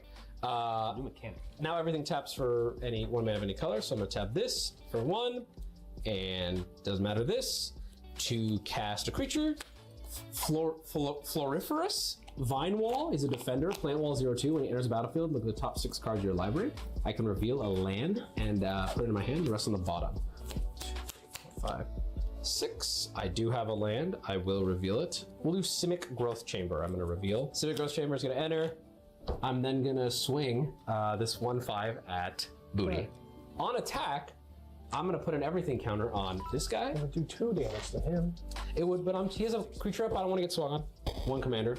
And I'm going to put another everything counter on Bazinga Blast. The D6s are everything counters from now. And that's going to be it. I pass. Play life turn. Plains. Did you see it? Right there in the corner of your screen. I'm gonna tap Temple of Triumph for red. Talisman of Conviction for red. I will take 1 damage from that. Zori's Chancery for 2. And then the Plains for 1 more. A total of 5 mana. So I can play a Goldspan Dragon. Shit. 4/4 flying in haste. That's in this fucking deck? Yeah, it is. Whenever Goldspan Dragon attacks or becomes the target of a spell, I get a treasure token. Treasures I control, I have tap, sack this artifact, add 2 mana of any 1 color. I didn't swing on you. That is true. I'm gonna move to combat. Swing on you because you're weak. I'm gonna attack Carlos with the Goldspan Dragon for 4. On attack trigger, I will make a treasure token. Yes. And that will also trigger Era of Innovation because an artifact is entering the battlefield. I may pay 1, I will, to get 2 more energy off of that treasure artifact entering my battlefield. And then, do you have any blockers? No. For 4/4 flying? Nope. We hit for 4. Where's the 4 on this fucking die? I don't have a treasure token on me right now, but it doesn't matter because immediately after combat, second main phase, I'm going to tap and sack it for 2 mana, thanks to Goldspan Dragon, and I'm going to play Decoction Module. It's an artifact. Whenever a creature enters battlefield under my control, I get an energy counter that I can pay 4 and tap this artifact to return target creature I control to its owner's hand. I think I'm going to pass on that. All right. I'm going to play a Temple of Malice. As land for turn, enters tapped, and I can scry 1 when it enters. I'll tap 2. I'll cast Lightning Greaves. And then I will shimmy that Lightning Greaves on over to Sawhorn Nemesis. Damn, he wants you to take that double damage. For real though. For real though. For real though. For real though. I'm going to tap 2, and I'm going to cast Accursed Marauder. Whenever it enters the battlefield, each player sacrifices a non-token creature. You really want to do that? Yes.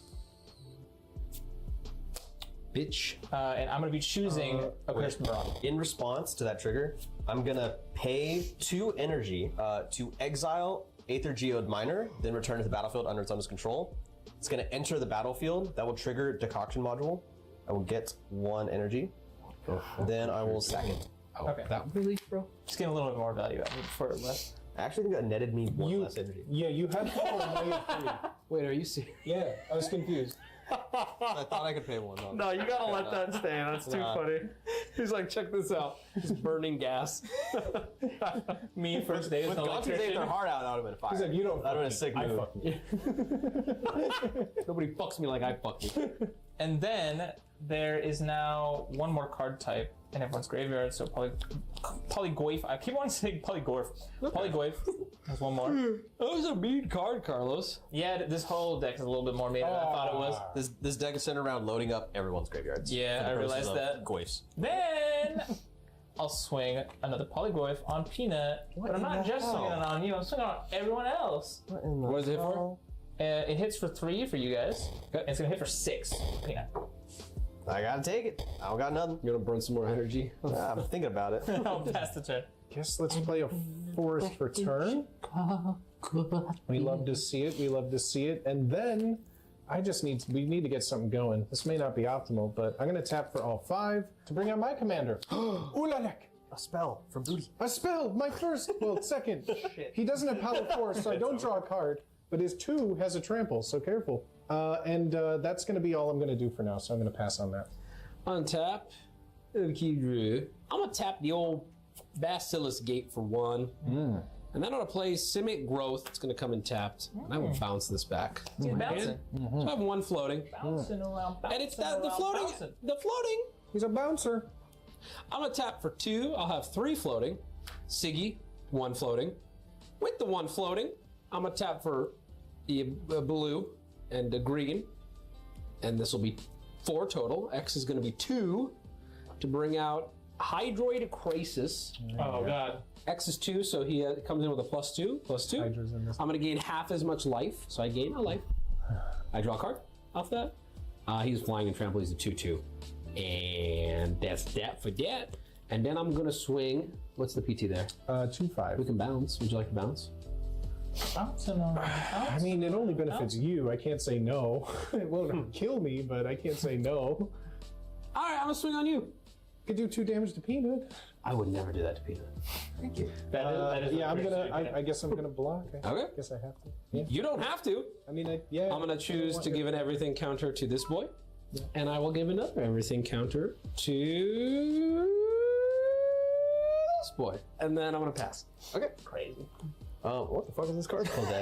I'm gonna tap Temple for red, Zorius for white blue, and Plains for another white. For my commander, Satya, Aetherflux Genius. He has no ETB, but he has a 3/5 of Menace and Haste. And creature entering the battlefield, I will get 1 energy for Decoction Module, bring it up to 4. And then because an Artificer entered the battlefield, I may pay 1. If I do, I get 2 energy. I am going to pay 1 from Talisman. Actually, sorry, I'm going to play. He just got the energy back that he lost. Pay with the Plains. And I will get 2 more energy, bring this up to 6. I'm going to move to combat. I'm going to swing Goldspan Dragon and Satya Aetherflux Genius on Carlos. On attack trigger, I will get a treasure token, and also my commander will trigger. What's he do? When he attacks, create a tapped and attacking token that's a copy of up to 1 other target non-token creature I control. It will be Goldspan Dragon. Oh god. But he doesn't get another treasure. I also get 2 energy. At the beginning of the next end step, sacrifice that token unless you pay amount of energy equal to its mana value. Because the token is already attacking, it doesn't get the attack trigger from Goldspan Dragon, at least as I understand it. But you will have another 4/4 flying coming at you, as well as my commander, which is a 3/5 Menace. So I don't believe you can block that. No, I can't block any of it. So you will take 4, 8, 11. Damn. 3 of which is commander. In theory, you could do that again, and once you pay, it stays forever. Like it's locked in? Yes. Once I pay mana on my end step. That's not good. Good night, girl. Sorry, for that copy creature entering the battlefield, I get 1 more energy. On my second main phase, I'm going to sack the treasure for 2 white and Talisman of Conviction for a total of 3 for a Razor Field Ripper. It's a 3/3 whenever Razor Field Ripper or equipped creature attacks, because it's an equipment rhino. I get 1 energy.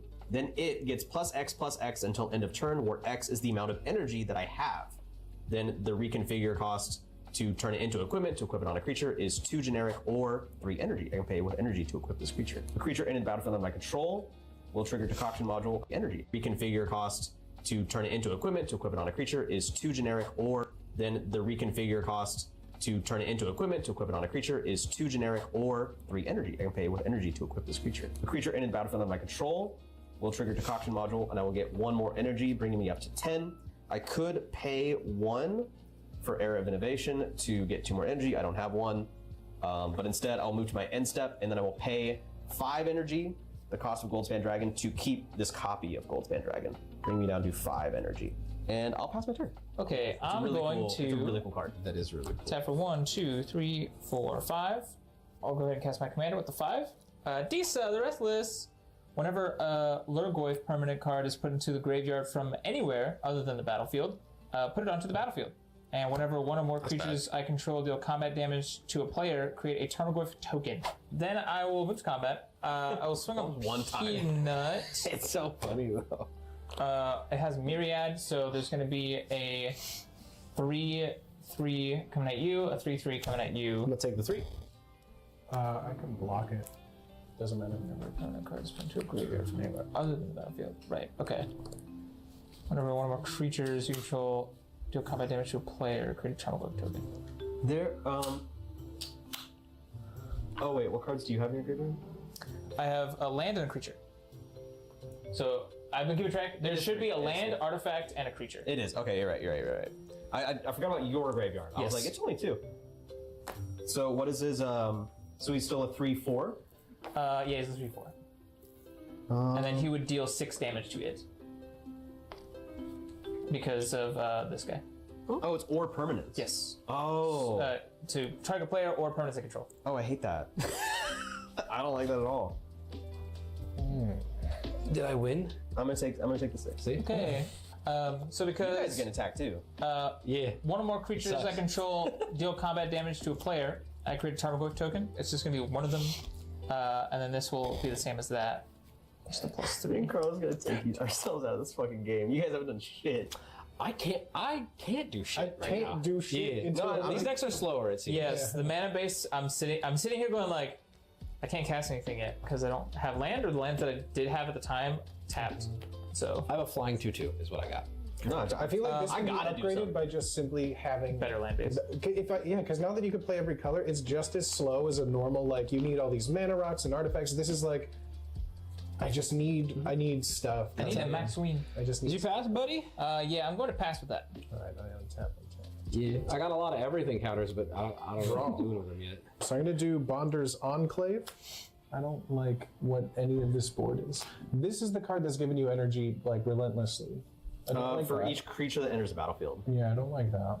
Okay, so I don't I'm like looking that. at you. I'm getting double damage No, from this guy, so he's kind of my concern. 100%. I mean, I got nothing working on my end either. I'm just trying to piece together what I see. You do counters, you do you do goifs and gaffs and everything. and gifs and gifs and everything. And I'm sitting over here with lotion on my.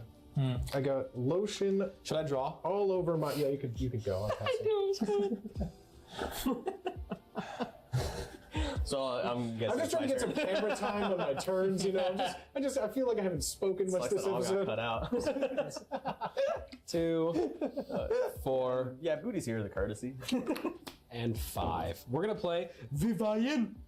Oh shit, a planeswalker. Whoa. Yeah, I know. Oh, this is I know, it's actually kind of Recon. cool. We're gonna give her the chunkiest monkey. We're gonna uptick her to 6. I'm gonna look at the top 4 cards in my library, and I can reveal a creature or a land, put it in my hand, put the rest on the bottom. I drew a lot of lands. I will grab Sage of the Maze. She's an elf wizard. I can tap to add 2 mana in any color combination and tap till the end of turn. Target land you control becomes XX citizen with haste, in addition to its other types, where X is twice the number of gates you control. Oh, be cool.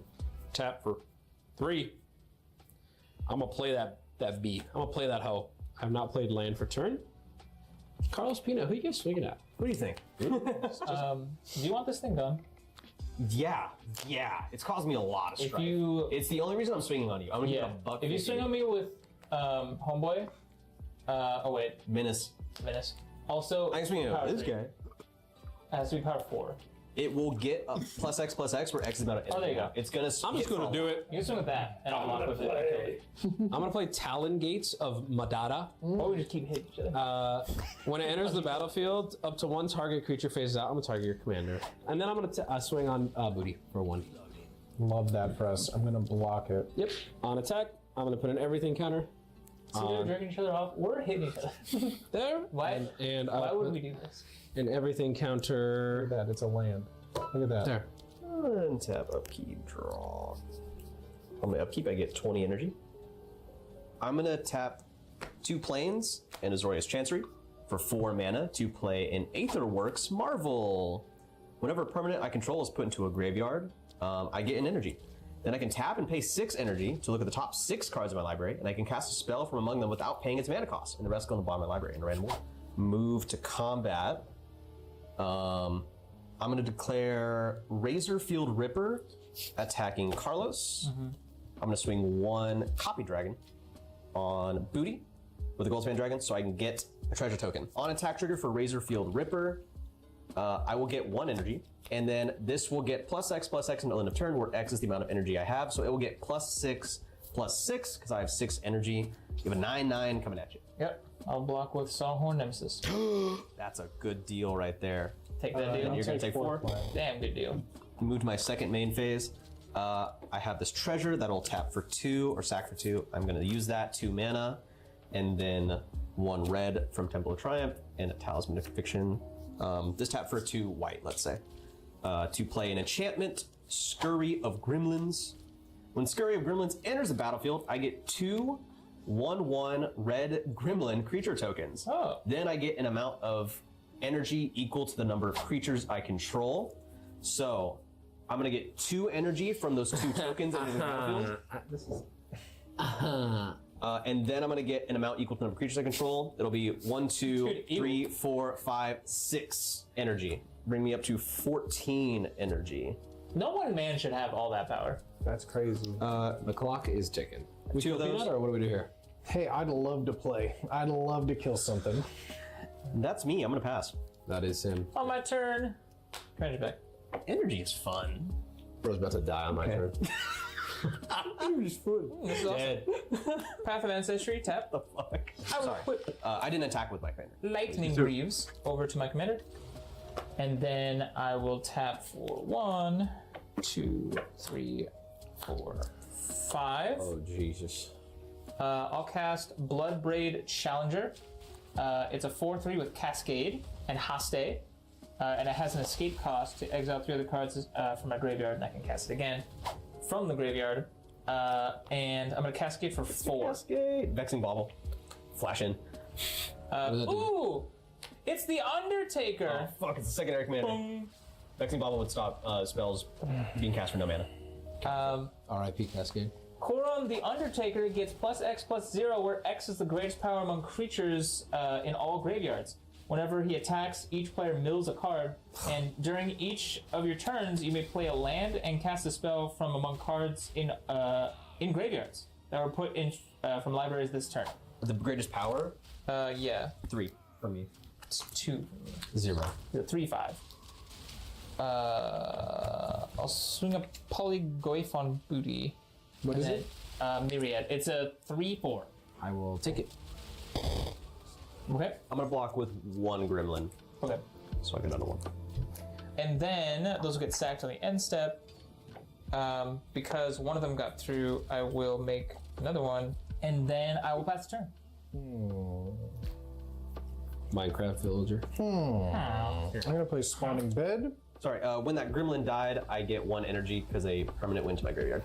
And then let's go 1, 2, 3, 4, 5, 6, 7. We're gonna bring out World Breaker. He is 5/7. When I cast this spell, exile target artifact, enchantment, or land. Now, I open it up to the table. What should we be exiling? What artifact, enchantment? Now. I know, that's what I'm saying. Well, originally my target was this when something enters, but now it's both entering and graveyard. Both suck. If it is an artifact. Lightning Greaves? I don't hate Lightning Greaves, but I think that might be bad. So, yeah. This creature is very, very strong. Is it a creature? No, it's artifact not. enchantment. Anything but a creature. Or planeswalker. So basically it comes down to when something enters or when something leaves are kind of the only things that are jumping out at me. I feel like it's when something enters because he's getting a lot of He's gonna make another gold spin. treasures and things rather than this is only for creatures, and this one he has to pay one. And this just happens no matter what if they leave. I'm thinking the Marvel is kind of where my mind is going right now. I think we're getting rid of that Marvel. In response, I'm going to tap it, and I'm going to pay 6 to... Oh, fuck. Look at the top 6 cards in my library. Cast one for free. He's trying to get value out of it like he did. 6. I'm going to cast for free Aurora Shifter. She's 1/3. Whenever she deals combat damage to a player, I get that many energy. Beginning of combat on my turn, I may pay 2, and she'll become a copy of another target creature I control, except that creature has this ability, and whenever it deals combat damage to a player, I get that many energy. And then this will get Exile, is that what you said? Yes, Exile. Because it has power 4 or greater with Derek's, I draw a card. And with that, I will pass. Okay, untap, upkeep. You son of a bitch. Draw. You swagger. So you will die. My one play, the one thing I made the cut. I will tap for 1, and I'll do the Urza's Mine for 2. And then I'll do a Siggy for a green to play Dryad of the Elysium Grove. I can play an additional land every turn. Oh. And lands are every basic land type in addition to the other types. I'm gonna play Basilisk Gate, and then I'm gonna play Forest. And then I'll take this to 7. I'm gonna look at the top 4 cards in my library and choose a creature or a land and put it in my hand. Or is it, yep, a creature or a land? I'm so sorry. I also would have gotten an energy for her entering the battlefield. I will take Magus of the Candelabra. I'm gonna use it now. Chromatic Lantern to play him, so I'll read what he does. I can pay X and tap him to untap X target lands. I'm gonna tap this for 2. And let's say 3 and 4. Tap this. X is 2. I'm gonna put 2 additional counters on Blast Zone. Y'all gonna kill it anyway, so I might as well swing. I'm gonna swing this on ya. Okay, I'll block it. Okay. What are you blocking with? Are you gonna kill it? No. That's my boy, thank you. Okay, so, because we're homies. Because I didn't swing more. We're just playing the same game, bro. Everything We're counter. doing the bounce back. And I'll put an everything counter on this thing. And then with that, I'm gonna pass. Just out of curiosity, What's what does Roger your Ruth? Planeswalker do at 8? At 8, I get an emblem. Creatures you control get +2/+2, vigilance, trample, and indestructible. Untap everything. Hey, Google. Keep everything. Yeah. And draw Hey, everything. Google. Yeah. I will pay What's 2 Fragile to Growth in Path of reconfigure Exile Razorfield 2? Ripper as an equipment onto Aurora Shifter. So now it has the ability of Razorfield, whatever his name is, Ripper. Move to combat. At the beginning of combat, I may pay 2, and I will, to have this become a copy of another target creature I control. It's going to become a copy of Goldspan Dragon. And then I'm going to swing this copy of Goldspan Dragon and this other copy of Goldspan Dragon, both on booty. On attack, though, Razorfield Ripper is going to get +X/+X another turn, where X is the amount of energy that I have. Oh my god. Which is going to be 8. Oh shit. So it will be 12 total. 4/4 plus 8 flying. So 16 total in the air. Okay, I block with 5/7 reach and kill the copy. But I'll take the 12, I guess. So that is 2 attack triggers. I will get 2 treasure tokens, and then I will gain. You just got rid of an important thing on my board. This is retaliation, of course. And then I will get 12 energy. Of course. Right, you fool. You weak-minded fool. Of course. Is something you don't like, Webby? On my board? On the board. On the board? Why are you keeping? I'm not familiar with Carlos's deck enough to know, frankly. I think if we understood Carlos's board better, we'd be more worried about it. But I feel like I understand it. Is it bad? Could get very bad. Especially, here's why it could get really bad, because it's going up against this. On attack, everyone's going to mill a card. Mm-hmm. If it mills a really good Eldrazi from his deck that's like 10/10, then this thing's going to get +10. Oh. See what I'm saying? Yeah, that's bad. That's a 10/5. Also no trample. That's the problem with this deck that I've noticed, is that it makes a lot of things, none of them have trample, and there's no way to like get through. And a lot of its triggers are based on getting through. Okay. Well, this isn't a May ability, and I need another blocker. So I'm going to tap Talisman of Conviction for 1, and sack 1 treasure for 2 white mana to play Skyclave Apparition. When it enters the battlefield, exile up to one target non-land, non-token permanent you don't control with mana value 4 Before or you declare less. targets. Is that coming to me? He has to declare targets first. Oh, declare targets. He has to. It'll be Undertaker. Okay. You're so lame. So it's exile? Yes. Cool. When this leaves the battlefield, exile card's owner will create an XX blue illusion creature token, where X is the mana value of the exiled card. So when this leaves the battlefield, you get a 4/4 blue illusion, and I'll pass. I will play a Smoldering Marshes land for turn. Oh, sorry, I get one more energy from that entering. I'm at 21. Can I get another die? I'm going to tap for 7. I'm going to cast Garruk, Apex Predator. In response. I'm gonna tap for 2. I'm gonna counter it with Arcane Denial. Okay. Garruk's 2, so good.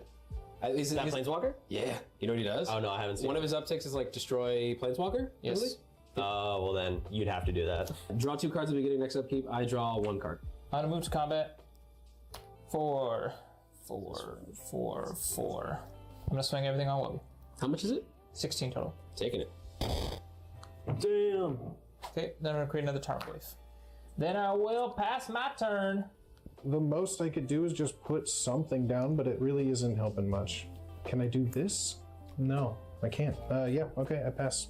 Yeah, 7. That's tough. That is tough. I need blue or... No. You took 16 damage just now, so I... Yeah, I know. Thought I thought. No, I thought I sniffed a win coming. No.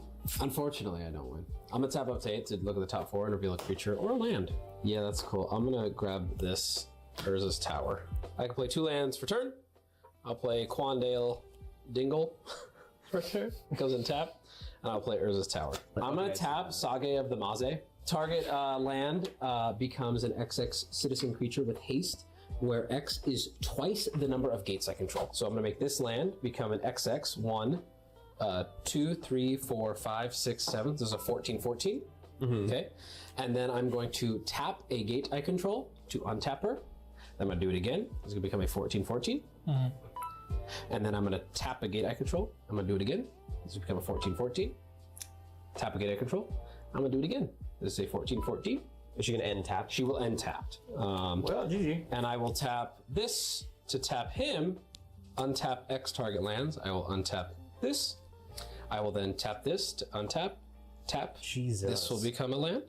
So I have This is not game. 1, 2, because I can't kill you all. He has enough blockers to block this whole assault, I believe. Everyone has enough blockers. And you're gunning for me, so there's that. For both of you. Exactly. So if you hadn't attacked me just now, probably would have just killed Peanut.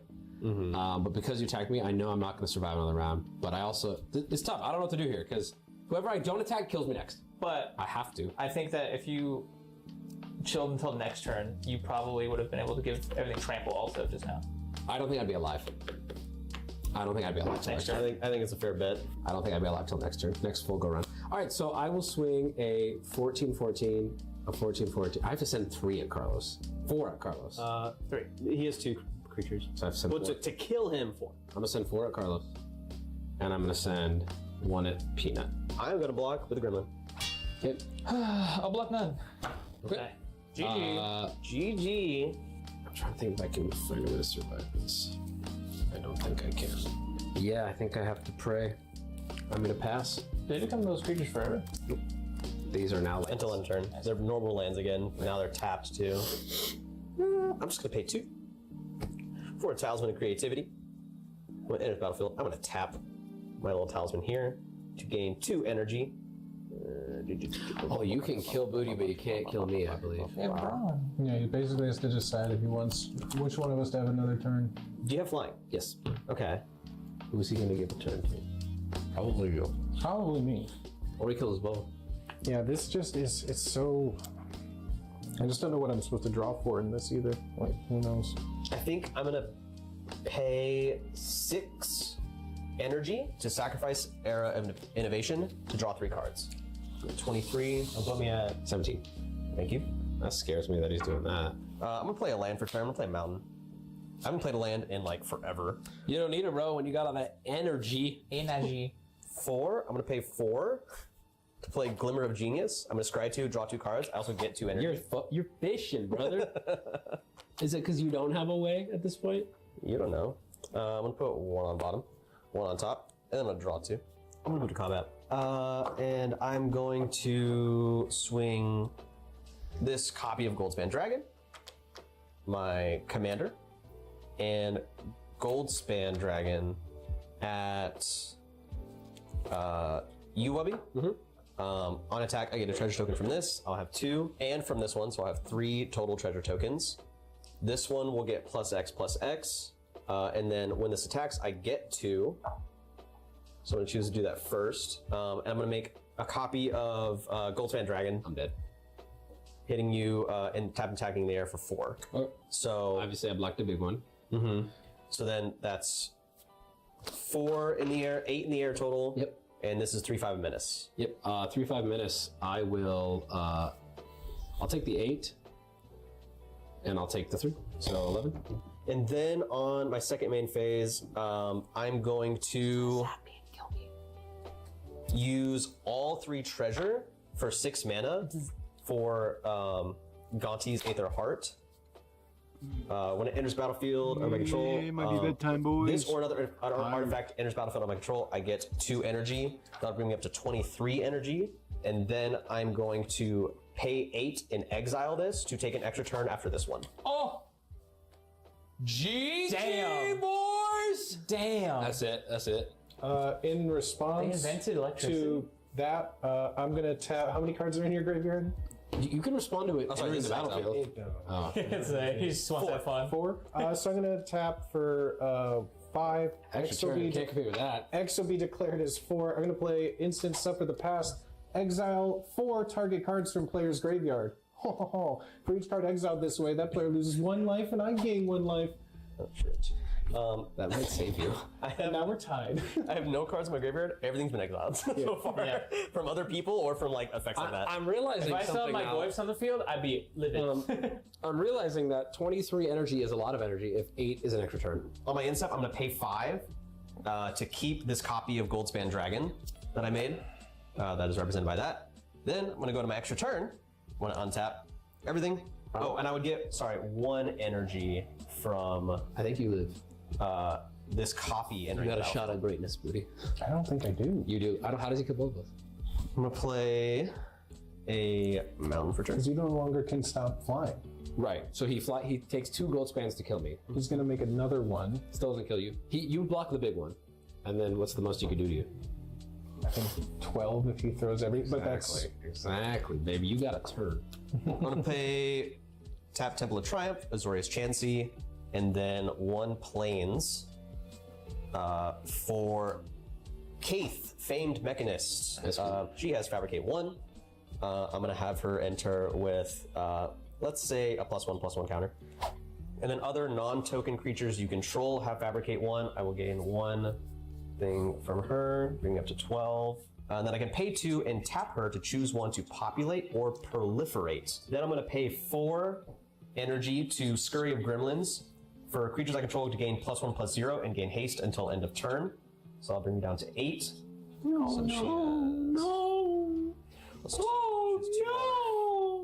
Then I'm going to pay 2 and tap her because she has haste to populate to make another Goldspan Dragon. So I have 2 of these. He had too much energy. You have no flyers. I'm dead. Okay. I'm going to move to combat. I'm going to swing 2 Goldspans at you.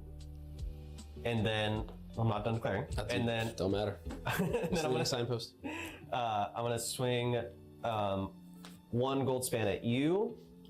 And then another. I'm going to swing my commander. And then this Goldspan that will get an amount after I declare this. I'm going to gain 2 from him attacking, and I'm going to make a copy of Goldspan that's also attacking you. So it's a 3rd copy that is coming at you. So 2 Goldspans at him, and 2 Goldspans and the copy at he will him. get plus 11. And I'm done declaring attackers. So you Booty will have 2 4/4s flying. A 11. Some of these have a +1/+0. That's right. They all do. No, well, the ones that are not there. the new ones. Because these have the +1, I'm going to swing 1 of the +5 gold spans at you, one of the 5 damage ones, and then the other ones will be coming at you. So you will have 3 instead of 2 coming at you. 2 of them have +5 on them. So 2 5/5s, 1 4/4, a 3/5 menace, and a 15/15 in the air. That kills me. I can. So if you block the biggest one, I can't block that. and then you can't block this because it's menace. So 3, And and then then 14, so it'll be 17. 5 5 10 14. You get a turn. So I am dead. 17 damage. I'd get 1 more energy for that copy entering the battlefield, bringing up to 12. When I pay 5. He does not care. To keep the copy, so I have 3 copies. You also got a bunch of treasures for them. You're And I crazy. Oh wow. Oh! I'm gonna play a land and I pass. Oh. You pass, I'm gonna go next round, I'm gonna swing on you, Yeah. and I think you're dead. I'm taking this from you. You're never getting it back. Yeah, we learned a lot. I think we learned energy needs to be kind of Energy? The Industrial Revolution is here, and I don't like it. Peanut won. Congrats, Peanut. Good job, everybody. I liked my commander deck. Moody hated his, I know. Wow. I like mine a lot. I would love to spin this in a different direction, because I do like that. Commanders are good. The Make commanders are Slifer and cool. Squee the commander and Well, change a bunch of cards and make it a new deck. The concept is really cool. I don't like that it's board hate. A lot of the cards that I was seeing was like, destroy this, each player sacrifices a thing, each player does that. Yeah. So I didn't like how hateful it was. Pass. Alright, that was it. I think you guys like it. I like energy. It's really, Do you have anything to tell them before we end? No. There's no like, hey guys, go check out the... No? Hey guys, go check out all our other Magic stuff. We do box breaks, we play games, and I don't know. You guys can check them out or whatever. Woo! Alright, GG. Modern Horizons 3 is here, and it's broken!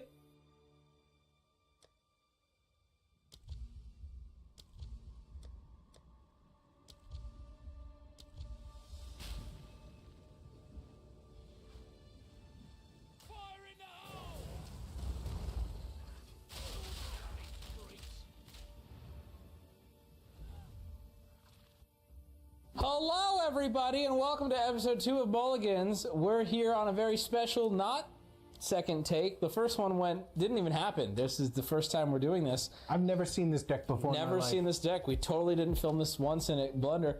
We're here on hopefully during the pre-release of Murders at Karloff Manor. There's been a murder. There's been a moida. There's been a moida. We're here with all 4 pre-con commander decks that we're going to be playing with, and we've never played these decks before, and this is our first time filming. I don't even know what's in this deck. Well, Peanut, how about you tell us who you're playing as today? Oh, gladly. I am playing Kaust, Eyes of the Glade. She is a 2/2 for 2. You can cast it with green or red or white. Whenever a creature you control that was turned face up this turn deals combat damage to a player, draw a card. She also has an ability. I can tap her and turn target face down attacking creature you control face up. This uses a new mechanic in this set called disguising. Is that what it is? I've never seen it happen until you tell me all about it. Flipping. A lot of flipping. A lot of playing creatures face down, flipping them up when you least expect it. A lot of mysterious figures. Yeah, I'll be making a lot of mysterious creatures on the battlefield. You never know what you're going to expect. Okay, Carlos, who are you playing as? I am playing as Morska, Undersea Sleuth. I'm a detective. Well, who has the monocle? This detective gives me no maximum hand size. And at the beginning of my upkeep, I can investigate for the clues of this moida in some dude's house. Sure. And whenever I draw my second card each turn, I can put 2 +1/+1 counters on her. And it's gonna get real big. Gonna get real scary. Look out for that commander damage. Booty, who are you playing as? I got my girl, Mirko, Obsessive Theorist. I'm playing myself a Dimir Surveying deck. I got some recursion mixed in there. She got flying, she got vigilance, and whenever I surveil, I can put a +1/+1 counter on Mirko, Obsessive Theorist, and at the beginning of my end step, I can return a target creature with power less than Mirko's from my graveyard to the battlefield. That's called recursion, baby. I am playing as Nelly, Borka, Impulsive Accuser. Nelly has Vigilance, and whenever Nelly attacks, suspect target creature. Suspect is a new mechanic in this. A suspected creature has Menace and can't block, and then you goad them. The whole point of my deck is goading creatures. And then whenever one or more creatures an opponent controls deal combat damage to one or more of my opponents, we draw a card. So I'm goading, I'm encouraging everyone to fight, and that's how that works. I think I'm ready to shuffle up and get going. Mulligan. Mulligan. All right. That's a good one. Rye, the editor, has like 2 days to edit this whole thing. So if it sucks, comment down below. Tell him what he could have done better. I am mulliganing down to 5. All right, Carlos, you start.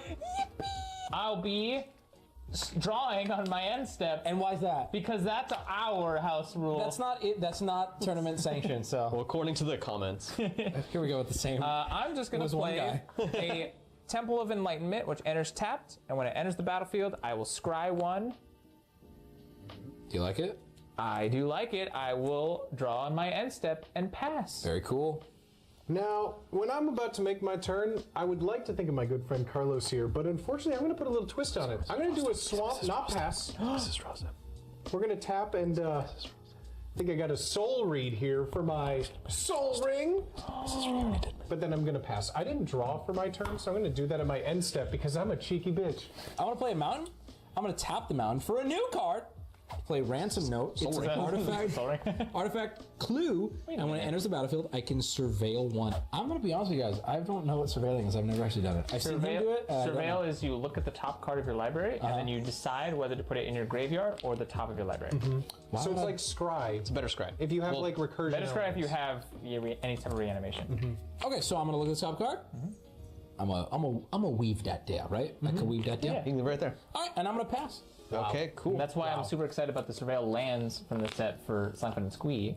I'm not. Oh, that's so good, actually. Yeah. I've never used it. I've just seen you do it, and I just... Because they're fetchable, too. All I'm going to do for my turn is I'm going to play a Temple of Abandon. It's going to enter tapped, but when it enters the battlefield, I get to scry 1. Hey, wait a minute, I did that. And I'm going to keep that a lot in common. on top of my library, and I'm going to pass my turn. All right, I'm going to untap, upkeep, draw. Hey, man. I'm going to play a Plains. Then I'm going to tap 2 for a Talisman of Progress. It's an artifact. You can tap for colorless or tap for white or blue, and when I do that, it deals 1 damage to me, and I will Progressive. He's ramping. Progressive. He's ramping. Careful. Careful. Everyone better look out for this guy. I tell you what. I'm going to play myself in Island. And you got Soul Ring. Turn 1. Jeez, I'm just so overwhelmed by my options. That is land. And it is land. You know, guys, I think I'm gonna go a little crazy mode here. I think I'm gonna go brazy, and I'm gonna say pass. Say pass. Let me draw. I'm gonna pass. Thank you. Okay, untap, upkeep, draw. I'm gonna play a Plains for my land for turn. And we're going to tap these 2 to drop a Thut Vissal. No max hand size, and I had colorless, and I'll pass. That's all I got. Whoa. Sick. Untap, upkeep, draw.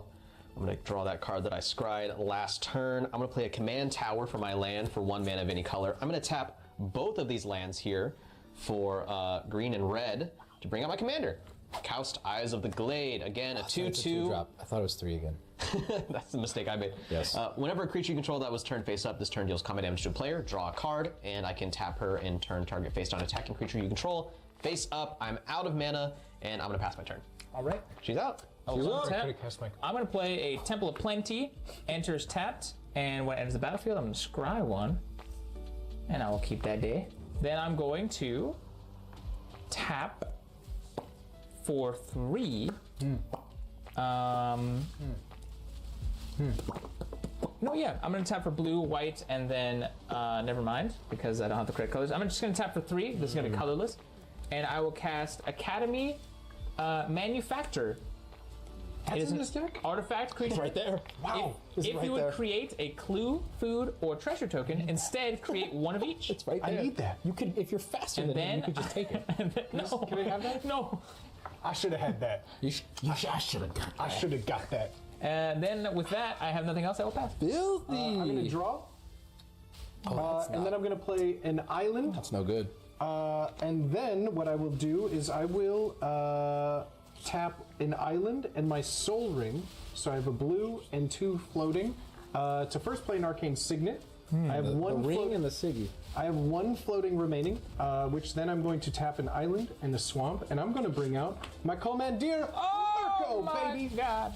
flying vigilance, whenever I surveil, all that good stuff you know and love. And because I fucked up, that's all I can do. Untap, upkeep, draw. Okay, we're gonna drop a Labyrinth of Scophos. And I'm gonna tap for 1, 2, 3, 4. Hey guys, my commander's out too. We got I already him. told you what she does. When she attacks, goading happens, suspecting happens. And if you guys attack each other now, we draw cards. So, do it. Okay. Pass. All right. Untap, upkeep, draw. Let's see what we get. Okay. All right. I'm going to play a forest for my land for turn, and then I'm going to tap all 3 of my lands in order to play a creature face down. What the? Now, hold on. Now, a mysterious creature has entered the battlefield. It has Ward 2 and is a 2/2 creature. You played the card has to go face up. I imagine. It's a new thing in the set. It's a new thing in the set. It's mysterious. It's like Morph, which was a previous thing, but better. So what's the card that you played? Well, I'll tell you. Okay, So the name of it is a. And that's actually all I can do still for my turn. You're I'll so pass. lucky. I'm gonna untap. We'll see if we can get draw. you at least once. I know what it is, but you don't know what's under here. You know what it is. All right. Don't be rude now. Okay. I'm going to steal. I think I'm about to steal. I'm going to tap for 1 white, 1 green, and then 1 colorless. And I'm going to cast Selvala. Explorer returned. She's returned. I remember her. From when?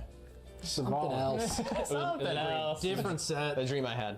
Yeah, very She's an detailed elf dream. scout, and she can parlay, which means she can tap, and each player reveals the top card of the library. And for each non-land card revealed this way, I get to add 1 green mana and gain 1 life.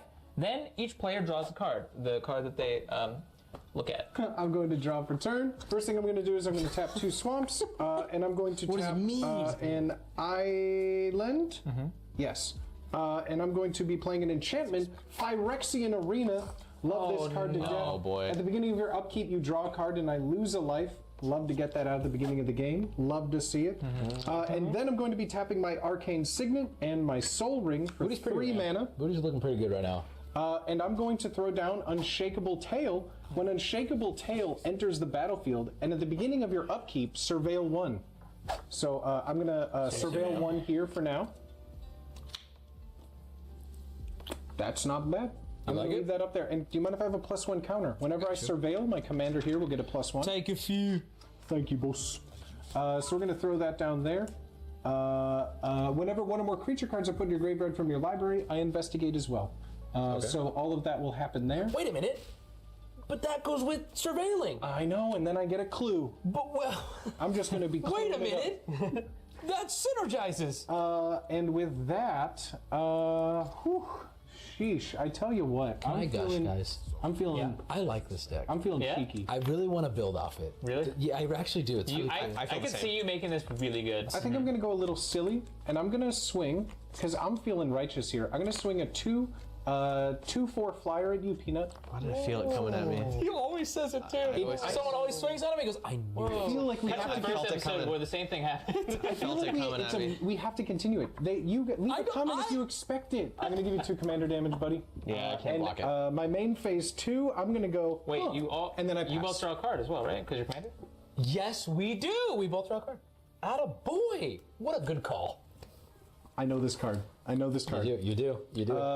And after that trigger, I pass. Okay. I'm gonna untap. Oh, he is Big Islands. And I'm gonna upkeep and then draw. I'm gonna drop a command tower. We love a good command tower. I love a command tower. We do. We all do. Let's tap 1, and 1. So 2 and a red to play Vow of Lightning. I'm gonna enchant a creature. It gets +2/+2 first strike. It can't attack me or planeswalkers I control. You know, Peanut? Do you want this? This helps. What is it? +2/+2 first strike, and you can't attack me. You want it? With the help of this guy?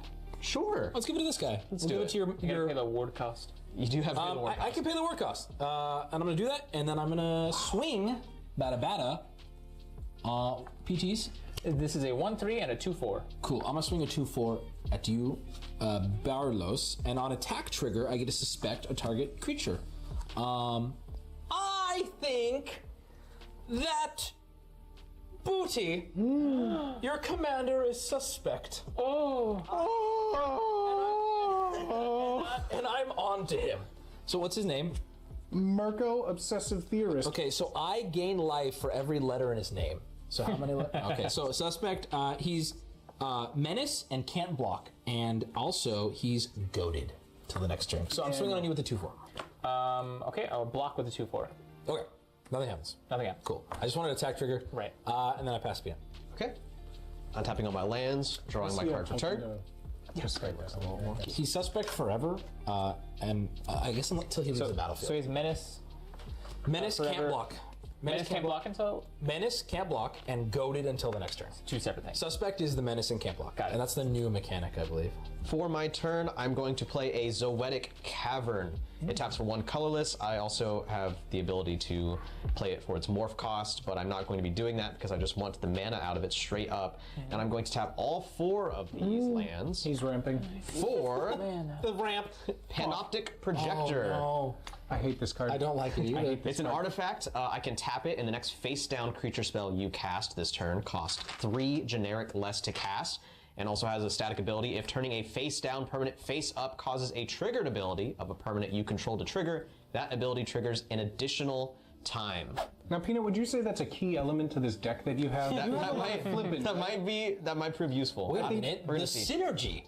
I'm realizing right now. Crazy. We're actually going to tap that Panoptic Projector right now to play a mysterious creature face down on the battlefield. What's the name on it? You gotta read it. No. What's its mana? I couldn't possibly. He's just a 2/2 with Ward 2. And then, what's the PT over there? I got a 2/4 and I got a 3/2. Okay. Kill anything you throw at me. This has +2/+2. And first strike. What the fuck? Why'd you do that? Also, this can't block anyway. I don't recall. He can't block. He can't block. He can't So block it's really- anyway. So the one thing that can block Is a 3/2. Is a 3/2. Okay, I'm going to swing this 4/4 with first strike mysterious creature at you, Booty. On attack trigger, in response, I'm actually going to tap Cowst Eyes of the Glade to turn target face down attacking creature you control face up. It will still keep the 2/2 from the enchantment, and it turns into Nervous Gardener. Oh. When Nervous Gardener is turned face up, search your library for a land card with a basic land type, reveal it, put it into your hand, and then shuffle. And this is actually going to trigger twice off of Panoptic Projector. So He's literally ramping. I get to search my library for 2 basic land cards. I would like to acknowledge that this is a problem, and I apologize for my input. I would like to acknowledge that. Thank you for acknowledging you fucked up. Well, I want to remind you again, this is the theme of the deck. It will never affect me. Just don't put things on things you don't know what they are. Well, that's fun, though. I'm going to be grabbing a Plains. That happens twice because of the Panoptic. And for my second land, I need to find it here. I'm going to be grabbing a Mountain. Okay, to be fair though, this isn't the real problem. It's this. It is, yeah. I will throw you a bone. Nothing you've done. This is the problem. Yeah, that's just it's going to trigger again. Well, I would like to throw my hat in the ring. Yeah, That did a lot because now I'm taking 4 damage. Well, you can block. I am not. I'm going to take your 4 damage, you They're going to be drawing cards. filthy flipper. Okay, and you're going to take 4. Little tit for tat. What the fuck? Little tit for tat right draw, there. big guy. We both draw a card. Both draw. Cheers to that. Let me finish shuffling and I'll draw a card here. Okay, and I am going to... Sorry, this is tap, this is tap. Draw a card for attacking. I'm going to take the 2 lands from that.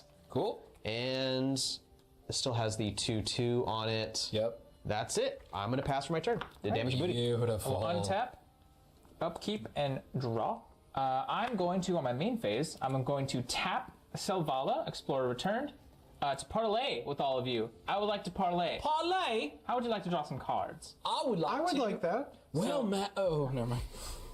So I'm going to tap Selvala. Each player is going to reveal the top card of their library. For each non-land card revealed this way, I'm going to add a green mana and then gain 1 life. And then each player is going to draw a card. The card that they reveal. So nothing for me. Okay. We got Trinity. It's an enchantment. Grave Titan, it's a creature. So there's 2 non-lands, and this is the third. Mine's Thought Monitor. So there's That's a good 3 card. I love that card. 3 non-land cards. So I'm going to add 3 green mana, and I'm going to gain 3 life. And then everyone's going to draw a card. It's the card that they reveal. Thought Monitor has affinity for artifacts, everybody. It sure does. Really does. How It's many? good. He's got an artifact.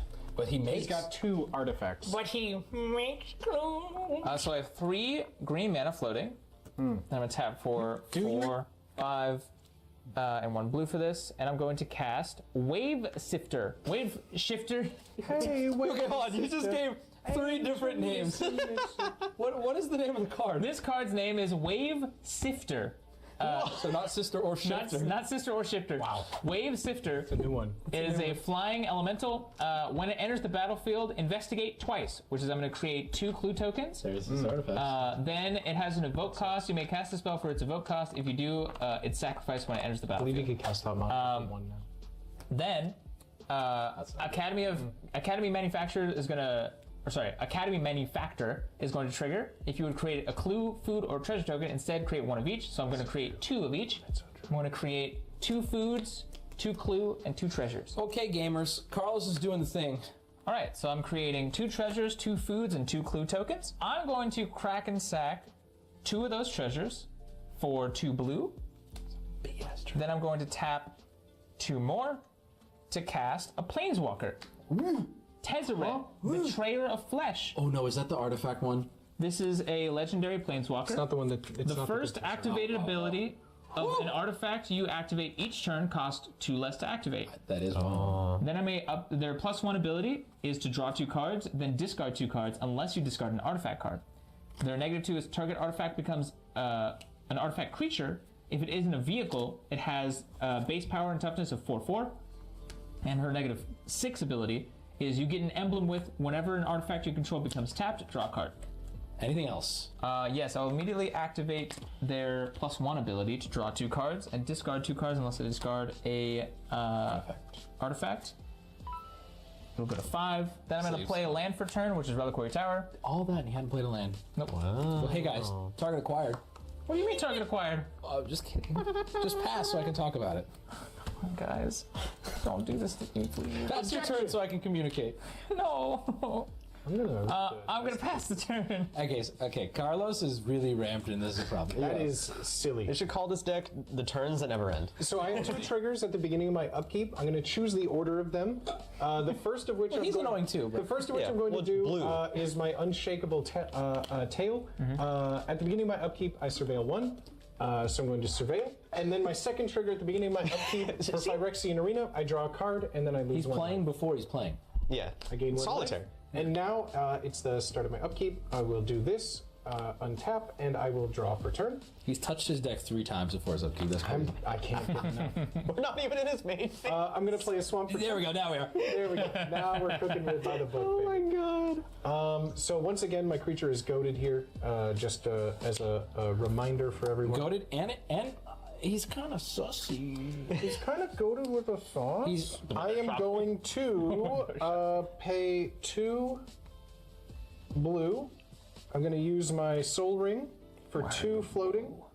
And then I will use 2 swamps for 6 total to cast Dream Eater. Oh. Flash, flying. When Dream Eater enters the battlefield, surveil 4. Oh my god. Also, I missed this. When he surveilled, my commander goes up +1. I'm going to surveil 4. 1, 2, 3, trigger.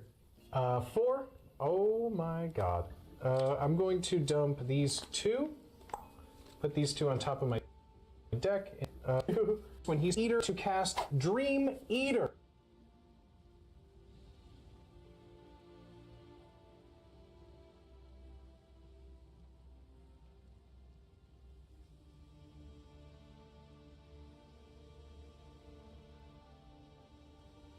Yeah, you were supposed to use that like on their turn. Oh. Flash, flying. When Dream Eater enters the battlefield, surveil 4. Oh my god. Also, I missed this. When he surveilled, my commander goes up +1. I'm going to surveil 4. 1, 2, 3, trigger. 4. Oh my god. I'm going to dump these 2. Put these 2 on top of my deck in any order. I surveilled, so this goes up +1. Now, I will move to combat because I have to. Oh, I'm so sorry. A creature entered my graveyard, and so I investigate. I'm going to make a clue token. And I have this, which is a 4/6. And I am going to swing my 4/6 with Menace. I'm going to swing at your Planeswalker. Oh, hey, whoa! zinger! What the frick, dude? Hey-o. For that planeswalker, If you they swing, scare me. if you I like swing that. more on him too, we can draw cards. Just saying. Oh, that's wonderful. That's wonderful. Or Do you have to swing at a player? It has to do swing at combat me. damage to a player, Okay, and we can fair. draw cards. Anyone you can. So that's 4/6 flying at you. In response, I'm going to tap and sack this food for 2 less because of my Planeswalker. The first activated ability of an artifact you activate each turn costs 2 less to activate. He's doing it for it dies, right? So I get to do it for free. So I'm gonna sacrifice one of those food for 2 less because of my Planeswalker, and I'm gonna gain 1, 2, 3 life, and then no blockers. Okay. So that is 4 damage to the Planeswalker. Yep, goes down to 1. And then I will look at all of my triggers here. Trigger. Oh. People are going to be mad, but there's a second part of this card. After I surveil, I'm supposed to return a target non-land permanent an opponent controls to its hand. Do it. You can get rid of one of those face-down cards. Actually, you can get rid of this too. Fair. I'm going to send that back, so you have to recast it. Before you decide that, can I suggest you can also get rid of this enchantment that is buffing this creature? It'll go back to his hand, and then he could just do it again on you because he likes to gamble. Okay, sure, but I mean, same thing applies here. But you would have to pay. You have to instead pay of him. Yeah. So I'm going to send a non-land permanent. I'm going to send your projector back to your hand. Yeah, that's you missed the trigger, so. Rye, fix that in the edit. True, though. Rye, draw attention to it in the edit. At the beginning of my end step, I'm moving to my end step. I can return target creature with power less than Murko's from the graveyard to the battlefield with a finality counter on it. So I am going to be bringing back my Eye of Duskmantle. Oh no. Which has a power of 3. My Murko has a power of 4. It is a 3/8 with flying and lifelink. And you may play lands and cast spells from among cards in your graveyard you surveilled this turn. If you cast a spell this way, you pay life equal to mana. It's pay life equal to its mana value rather That's a than paying 3/8? 3/8. I did not play land for That's on your end step. Well, you're in your end step. That's fair. Okay. After that, I do pass. All right, untap, upkeep, draw. All right. We're doing something fun, and I'm actually really excited about this new card. Oh, I like fun. Play a new land. This is the type of cards, the reason why I like this deck. It's stuff like this. These are fun. So we're going to tap 1 for red. Let's do another red. And then we'll do 2 colorless. 2 and 2. To play Mob Verdict. Everyone in the art is just doing this. I love that. Okay, Secret Council. Each player secretly votes for another player. Then those votes are revealed. So let's get little writing things for everybody. Just token markers. For each vote on an opponent, Mob Verdict deals 2 damage to that player and each creature they control. Whoa. For each vote I receive, I draw a card. I'm giving you all things. Okay, so politics. What creatures can we destroy right now? I mean, Peanut and I probably want to talk about it because I think they're ahead of us. I think, or we could all talk, and the far better board states are on this half of the table. Who wants to work with us? Because we basically have the power to do 2 damage to every one of your creatures right now. Between us, 4 damage to every one of your creatures, which I think takes out most of your board states. Only 2 of mine. That's all of his. But those are important creatures that you need. So you can't show who you vote for, but we can talk, I guess. And then... Yeah, I would not like you to kill my creatures. One of my creatures has an ETB. The other one actively helps you on my turn. It helps you a lot, though. It helps you also, though. Draw these cards for more removal. Booty, are you thinking about voting for me? I wasn't. Okay. Okay. No, I wasn't. Fine. Because if you vote for me, or if you vote for me, I would implore you to reconsider, because I could easily vote for you. I can get well beyond my side to vote for you as well. All your creatures are going to be gone. And instead, if you are thinking that, I say, let's just vote for Wubby instead, so we both keep our creatures. He draws a card, whatever. Yeah, we could just let him draw cards and no one lose creatures. I'm leaning towards that. Yeah, because even if any one of us get 1 vote, then that's guaranteed a creature that dies. Are you voting for me? I'm going to tell you guys right now, out of kindness, I put someone's name down. I'm just gonna vote for Wubby. Okay. Who's gonna lie? Who's gonna lie? Okay, how do we want to go around? Let's start with you. Okay, I voted for Carlos. Why did I vote for Carlos? Because it's gonna wipe out like his whole board.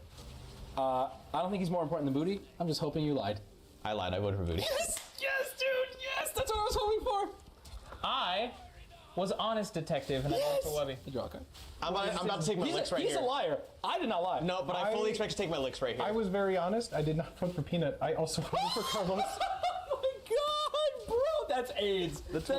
Okay, that's fucked up. That's AIDS. That's like I did not see that coming. Okay, so I didn't either. So Booty takes 2 damage every creature. What is that? I think it only kills one of his. I lose one. To be fair, It does matter though, because I might swing. I thought you were also going to vote for Booty, so that's why I was like, oh, we're going to white Booty. The only reason why I didn't, because I thought you were gonna vote for Booty. So Carlos, everything takes 2. Yes, it does. No, that's all my creatures. 4. No. That's 4. Oh, you 2 and then 2. 2 and then 2. That's right.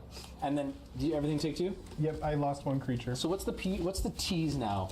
P's and T's. For this turn, they would be lowered. Yeah. 3, 6, 4, 1, and I didn't vote for you. I don't know why you're looking at me. 4. You're a coward. I'm gonna tap 2. And I'm gonna sack Ransom Note to choose one of 3. I'm gonna just draw the card off of it. Cool. And then I'm gonna swing a 2/4 at Peanut. 2/4. I'm gonna take it. Okay. Does something happen if it touches me? No. Okay, that's fine. But I do a goad on attack. Or, I'm sorry, I suspect and goad.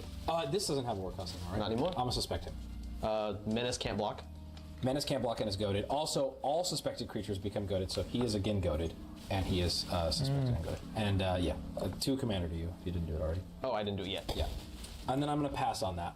I'm going to activate the ability of a clue, sacrifice an artifact for free because of my Planeswalker, and then I will draw a card. Carlos was wide open.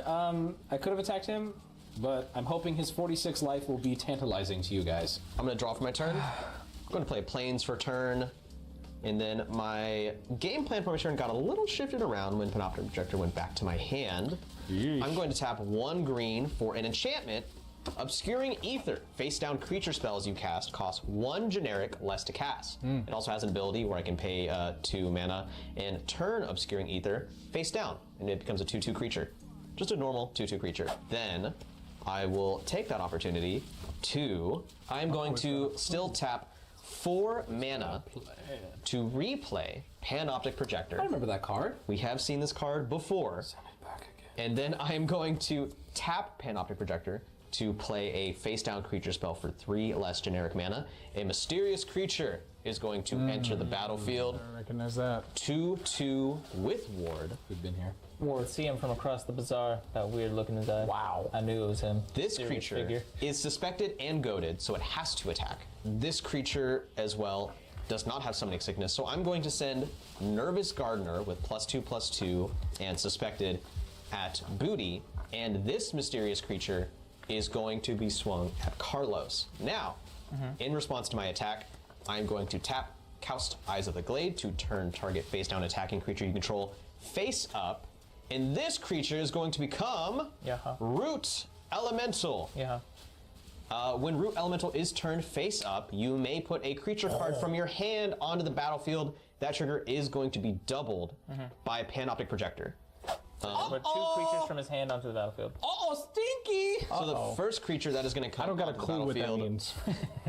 is Oran Frost Fang. It is a 2/6 little snow snake. Attacking creatures you control have Death Touch, and whenever a creature you control deals combat damage to a player, I get to draw a card.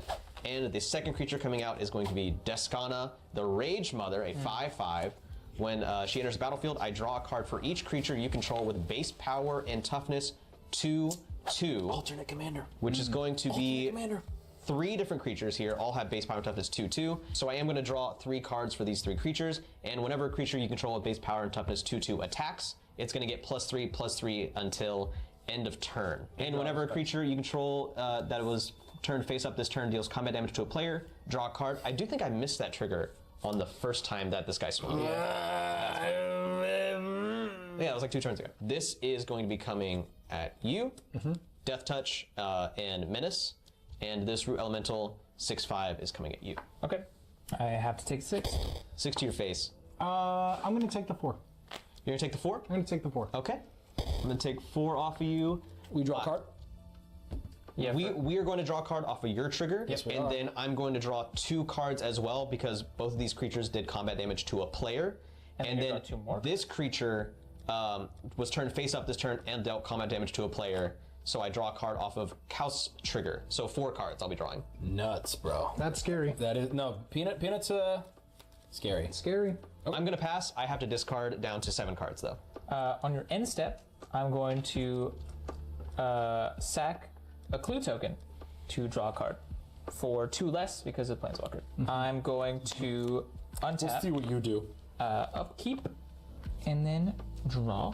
I'm going to play an Island for turn. Kind of messed up my whole operation by getting rid of the thing that gave me mana. All right, I'm going to tap for 3 to cast my commander. Morska, Undersea Sleuth. I have no maximum hand size. At the beginning of my upkeep, I'll investigate. Whenever I draw my second card each turn, I put 2 +1/+1 counters on her. I'm then going to uptick my commander. 1. I'm going to draw 2 cards, and then discard 2 cards unless I discard an artifact. So I'm going to draw 2 cards. 2. Then I will discard 2 cards unless I discard an artifact. I'm going to discard an artifact. Creature, Thought Monitor. But what? No! Wow. Because I drew my second card for the turn, I'm going to put 2 +1/+1 counters on my commander. Wow. Man, that's just wow. Then I will activate this food for 2 less because of my Planeswalker to gain 3 life. I will tap 2 colorless for Talisman of Unity. I will tap 2, taking 1 life in the process, to cast an enchantment. On the trail, whenever you draw your second card each turn, you may put a land card from your hand onto the battlefield tapped. Then I will pass the turn. On your end step, as you finish all of that, I will tap 2 to sacrifice my clue to draw a card, and then I will start at the beginning of my upkeep. I draw a card and I lose 1 life, so I will draw for that. Here we go. Lose 1 life, and now I'll start my upkeep. Let's untap. I'll do it again. Surveil 15. And I draw and surveil and surveil, and now I draw for turn. Ooh-wee. I'm gonna play an island for turn to start. Then what I want to do, we should draw cards. We should draw cards. We should right? draw cards. We should try and draw cards. So to do that, I am going to tap for 3 swamps. I'm going to tap Soul Ring. It's a lot of an mana, island buddy. For 6 mana. To cast Massacre Worm. Oh god. When Massacre Worm enters the battlefield, creatures your opponents control get -2/-2 until end of turn, and whenever a creature an opponent control dies, that player loses 2 life. Alright, who dies? Not me. Not me. Well, shit. So I pointed at you, it's the whole thing. Alright, -2/-2. So -2/-2. So the only thing that's going to kill is this mysterious creature. What was it? Reveal it. As well as my commander. And then from those 2 deaths, you would lose 2 life. Or 4 life. So I'm going to tap for 3 mana, and then I'm going to pay 2 life to cast Phyrexian Metamorph. I can pay the symbol with 1 island or 2 life. I can have Phyrexian Metamorph enter the battlefield as a copy of any artifact or creature on the battlefield, except it's an artifact in addition to its other types. I'm going to enter the battlefield as my Dream Eater, which will allow me to surveil 4. Where's his commander coming? Because it's got menace and it has to attack, and it's about to get a bunch of I'm going plus to throw ones. that there. I'm going to put this. I don't want it these 2 here. Technically, you're the only one who could block it. When I surveilled, this goes up 1. And then, because he comes in as a copy of Dream Eater here, I can choose a non-land permanent and opponent controls and send it back to their owner's hand. I am going to send back. Was the thing His that gives commander's everything? going to get really big. Was the thing that sends Death Touch out still? Yes. That one's out. I'm going to send that back to your hand, and then I will. Who wants this heat? I'm gonna look down. Just looking at the board state. Can I suggest something? Still the highest amount of health. Yes. Commander gonna get bigger. Yes. Only gets bigger. Yes. Gonna go to all our shit. Yes. Still. Yes. Counterpoint. It's still goaded. He betrayed you. Yes, very much so. Huge counter. Very much so. I am going to send my 3/8 flying lifelink at your planeswalker. Okay. Then I'm going to send a 5/7 at you, Peanut. Is it flying? Yes, flying with vigilance. Okay, I can't do anything. So you take 5 commander. We draw a card. Planeswalker dies. I draw a card. I get 3 from my lifelink on my eye. And then I will move to my beginning of my end step, and I can return a creature with power less than Mirko. So I'm going to be bringing back Unshakable Tail. When it enters the battlefield at the beginning of my upkeep, or when it enters the battlefield and at the beginning of my upkeep, I surveil 1. So I'm going to surveil. No, I have to keep this here. I'm going to leave that there. This goes up 1 because I surveilled. And that will be the end of my turn. You sure? Okay. I'm positive. I'm gonna show you guys how to have fun. What the fuck is this? Temple of Triumph. I'm gonna scry 1. This enters tapped, so scry. I don't think I've ever seen you play one of those lands in my life. Hate them. They make me sick. Enter the battlefield tapped lands. I've never seen you play in They my make life. me sick. All right, I'm gonna leave that there. And then we're going to tap for 1, 2, and 3. 3 mana to drop it like it's hot, Mr. Boros Reckoner. Wow. When he's dealt damage, it deals that much damage to any target. Whoa. Yeah, woohoo, don't look at that. And then let's get insecty with this. Let's get agitated. What? I'm gonna play Agitator Ant. It's a creature, and at the beginning of your end step, each player may put 2 +1/+1 counters on any creature they control. Those creatures are goaded that have counters put on them this way. And that's at each end step? Each end step. So if you put the +1s on, you're goaded for 1 round, and then you're not goaded anymore. But you can continue to put +1s on. No, that's on your end step. Can I do? Oh, yeah, just on mine. Sorry, did I say that wrong? Will you remind us of that trigger? Because It's only once, so I'm going to do it right now. I am going to... actually, I'm going to swing. What's the PT here? 5/5. 5/5, not going to fly. Up PTs? He can't block. But 4/3, 4/3, 3/2, 6/5. PT? 4/5. Nope. So I'm not going to swing, and I'm going to go to my end step. Anyone can put 2 +1s on a single creature. That creature will be goaded. I am going to put that on my master. I'm going to say no. If you're saying no, then that creature, you plan on attacking me with it? No. That's So no one else is doing this? Just No. you? So on my end step, I am going to put the 2 on my commander, and he's goaded for the next turn. And I pass. Untap, upkeep, draw. Fascinating. On all my creatures and lands here. Cute turn. I'm going to play Canopy Vista, enters tapped unless I control 2 or more basic lands. Basic. I have 6 mana to work with. I'm going to tap Panoptic Projector to play a face down creature spell for 3 generic less. So a mysterious creature will be entering the battlefield once again. And because of Obscuring Ether, face down creature spells cost 1 less to cast. So I will be tapping 2 generic to play another creature face down mysteriously. Wow, who could they be? What's going on here? Does that make you nervous? And then I'm gonna tap my remaining 4 mana to recast my commander, Cow's Eyes of the Glade. And now, this one's not goaded, but it is suspect. So it has menace and it cannot block. Right. Booty, are you even swinging me again? It's you or Carlos. Well, he has to with one of them. And he very likely will with the other flyers, so. Not gonna lie, you are scaring me more than Carlos at the moment. You got more critters and we can't see half of them. I know, but I don't want to. I don't want to swing at you, Booty. Don't. Yeah. But if you're coming at me, right now, honestly, Wubby has too much health for me. Carlos and Wubby have too much health. We both have a lot of health. I'm not stopping you from swinging on me. Yes. That's the difference. That's 4, 5. You can swing on me. You have everything can swing on me except the one you chose. Okay, I am simply going to swing a Nervous Gardener 4/4 at Carlos with menace and a Root Elemental 6/5 at you, Booty. They don't have Death Touch anymore, but creatures attacking with base power and toughness 2/2. Whenever they attack, they get +3/+3 until end of turn. So this is going to get +3/+3 and become a 7/7 in total. Okay. With first strike. And I have to take it because I don't have 2 creatures. You don't have 2 creatures to block, so you will take it. And then you're just getting a 6/5. We draw a card off that. I will block it with my 8/7. Okay. Why did you do that? I didn't realize this was that big. Yeah. I'll be honest. I didn't think he had anything bigger than that.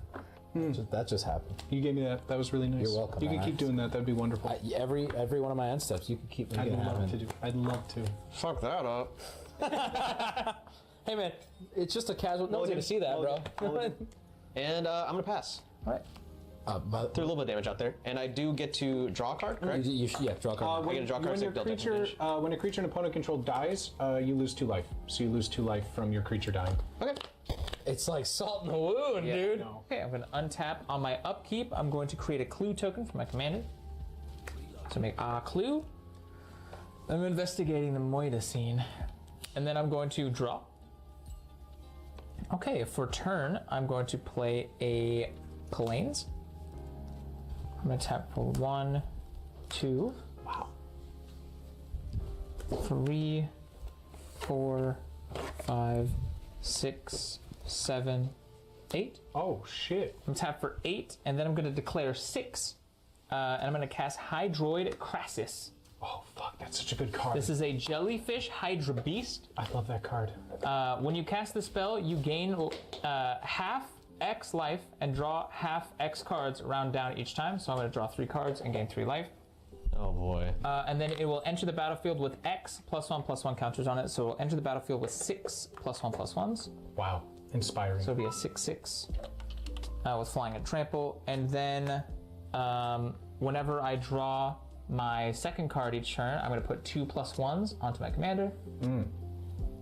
So she's now a 6/7. And then because I drew my second card on my turn, On the Trail is going to trigger whenever you draw your second card each turn. You may put a land card from your hand onto the battlefield tapped. The board state is building. I'm going to put down Selesnya Sanctuary. It's going to enter tapped, and it's a bounce land. When it enters the battlefield, I return a land I control back to my hand. I'm going to return this Plains back to my hand. Not bad. And then I have nothing else. I pass. Untap. Beginning of my upkeep, I'm going to choose to surveil 1. I will look at you. We are going to put you in the graveyard, and because I surveilled, I go up 1. And then at the beginning of my upkeep, draw a card and lose a life. Did you read out the name of the card you put in the graveyard just for the? Yes. The card I put in the graveyard was Sphinx of the Second Sun. I believe I draw for turn now.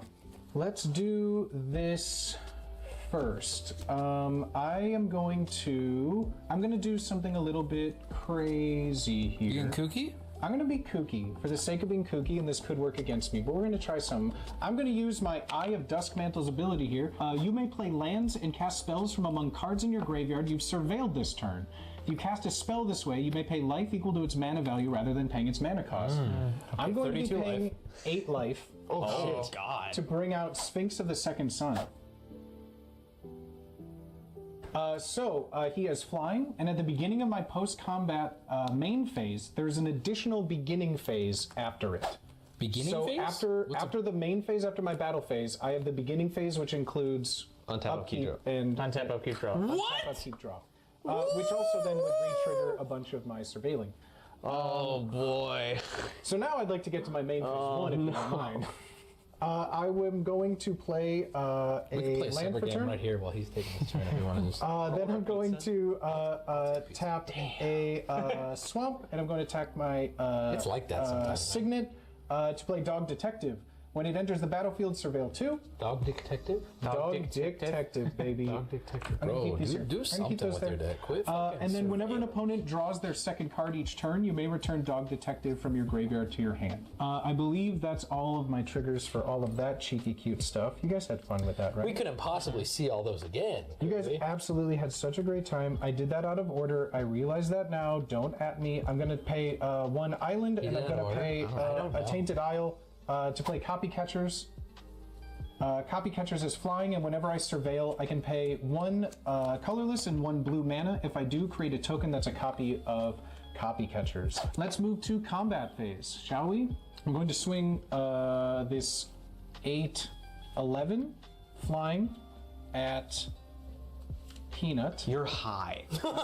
That's good. I like You're high. Why me? I have the least amount of health, and he just brought out a Hydra with +6. Attackers, please. You're swinging the biggest thing at me flying? Are you out of your mind? Because you're closer on commander damage. He gets it. 8/7 at you, Carlos. Okay. And that's it. Nothing else. For now. You have more flyers. Oh, these can fly.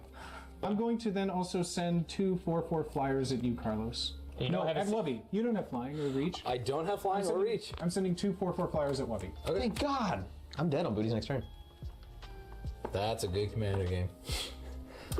How the mighty have fallen. I'm getting hungry. I could use a slice of za and a kiss from a good friend.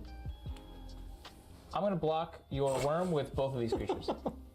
Okay. So it's a 6/7 and a 6/6. Then I will do the first group of damage to your commander. I'm going to kill your commander, and then the remainder goes to him. Goes to him. Yeah, I don't know how like 1 left over. I think. Yeah. Right? Yeah, he'll survive with 1. Yeah. Yep. But then my massacre worm, I believe, dies. Yes. I'm going to take 11 commander. I would lose 2 life. Whenever, so because the first one died, yeah, you lose 2 life. We draw a card off of your trigger hitting him, or off my trigger from you hitting him. Oh, that's cute. It is cute. Then Wubby, you have I have 2, 4, 3 flyers at you. So that's Bring him. So that's 8 damage to you. Bring him in, buddy. So now at the beginning of my post-combat main phase is an additional beginning phase after this phase. So I'm going to untap. So you're about to surveil a bunch? I will first start with him and doing my surveil 1. Put you That's a very in there. I will go up 1. weird thing. We've never seen that. It's so good for upkeep triggers. It's crazy. It is. Then at the beginning of my upkeep, I will draw a card and I will lose 1 life. Synergistic. So I'm going to do that. Lose 1 life. And then I believe it goes to my second main phase because that was at the beginning of at the beginning of my post-combat main phase. There's an additional beginning phase. Beginning phase includes untap, upkeep, draw. So Yeah, then it's you my go to main phase post-untap 2. Yeah. Which then, at the beginning of my end step, I can return to target creature with power less than Mirko's. Mirko's is 9 right now, so I'm going to bring back Massacre Worm. When it enters the battlefield, creatures opponents control get a -2/-2 until end of turn. Okay. So this dies. You would lose 2 life. Okay. Oh my God. Fuck. Yeah. I thought you blocked with 2. Oh wait, that one lived because it was enough PT. Yes. Well, there we go. And I lose 6. I don't know why I gasped, but I'm shocked. That's it. Okay. I'm out of this game. Draw. We'll tap Thought Vessel to bring out the Soul Ring. We're gonna slap down a youthful mountain. We'll do. Let's get sexual. The fact that Massacre Worm is -2/-2 in the theme of this deck is 2/2 creatures. There's a lot of things that is the way that so these things bad. interact that counter each other. Tap for 3 to bring out Orzhov Advocist. At the beginning of my upkeep, you can put a +2 +1/+1s on a creature control. It's not goaded, but it can attack me. PT 6/6. 6/6. I'm swinging on you, Peanut. You You're the only me? one. You're the only one who can't kill my commander. Why do you need to hit me? Attack trigger causes goad. Wow. But. Only one. Oh, you're kicking okay, me watch. down. Hold on, watch. You're Pause. kicking Can I me hit down. you directly? No. With what is it? 4. I can kill it. No, 4/6. Oh, okay. Well, that's different. You're the only one at the table who can't kill it. I do not want to hit you. They're not going to work with me at all. Well, it's not going to kill my creature, so I'm going to block with Tuscana. On attack trigger, I'm going to goad, or suspect, and goad all suspected. What's your biggest thing over here?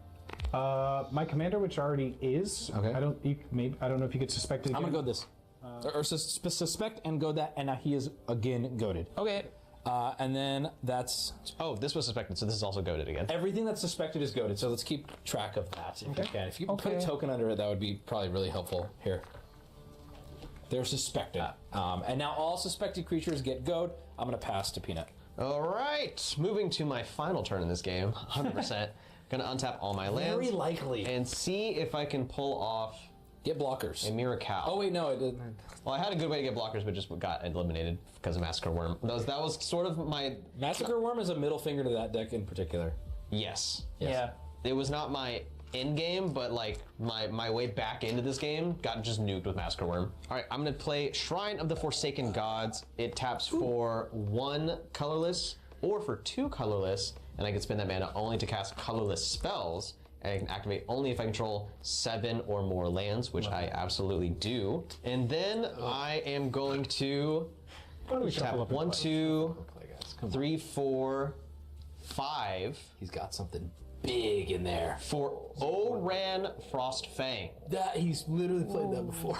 That has been on the field before. Attacking creatures you control have Death Touch, and whenever a creature you control deals combat damage to a player, draw a card. And then I believe only 2 mana up. What can I do? I am going to also tap Panoptic Projector to play a face-down creature spell for 3 less and play a mysterious creature. Wait. Yeah, it's disguise. So mysterious creature, 2/2 with ward 2 on the battlefield. I am going to simply swing this suspect goaded 2/2 Nervous Gardener at you, Booty, and it's going to get +3/+3 off of Duskana's trigger as well. So in total, it's going to be a 7/7 with Menace and Death Touch from Oran Frostfang. I will block both of them with one with the thing I missed my triggers on, Copy Catchers, and my Dog Detective. Okay, is that enough to kill it? No, it's only 4. Okay, cool. And then on that, I think I just pass. All right, going to untap. Whee! On my upkeep, I do nothing because my commander's dead. And I'm going to draw. Tragic. Then I'm going to play a Plains. I will tap Selesnya Sanctuary for a green and a white, and I will cast Jorrail. Monvuli Recluse. Whenever you draw your second card each turn, create a 2/2 green cat creature token. And then I may pay 6, and until end turn, creatures you control have base power, toughness, XX, where X is the number of cards in your hand. I currently have 1, 2, 3, 4, 5, 6, 7. Tap for 2. There's too much. 3. Yep. And I will cast something I didn't even know was going to get reprinted. Was Nadir Kraken. Whoa. My He's cracking. Whenever you draw a card, you may pay 1. If you do, put a +1/+1 counter on Nadir Kraken and create a 1/1 blue tentacle. Squeak by. Tap 2 in order to sack this clue token, and I will draw a card. Is that your second one this turn? That is my second one this turn. Whenever I draw my second card each turn, I will create a 2/2 green cat creature token. When you draw your second card, whenever an opponent draws their second card each turn, you may return Dog Detective from your graveyard to your hand. Then, because I drew a card, I'm going to tap 1 to create a tentacle.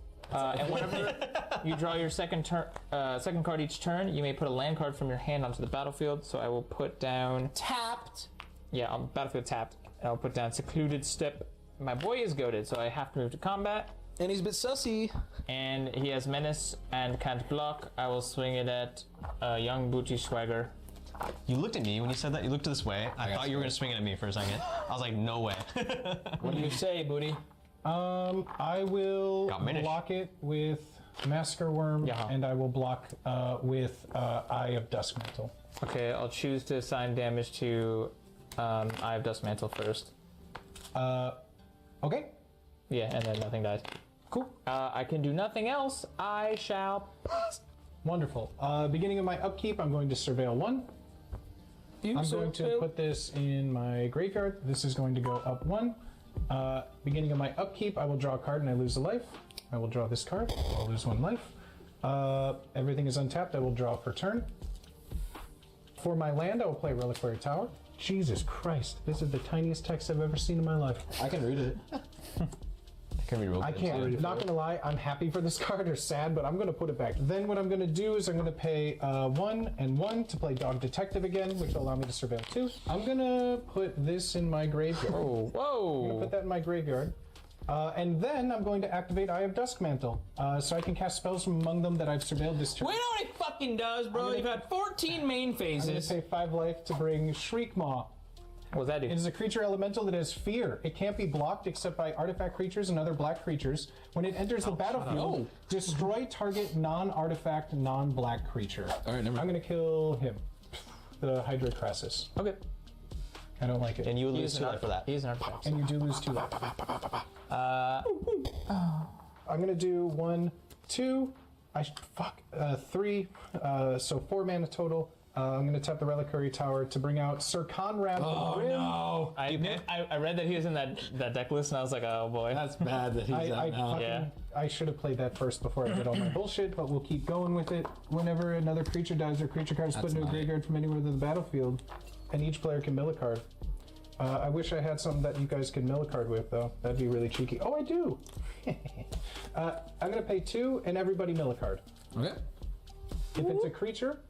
It is. It is. Oh, there's one. One life? One life.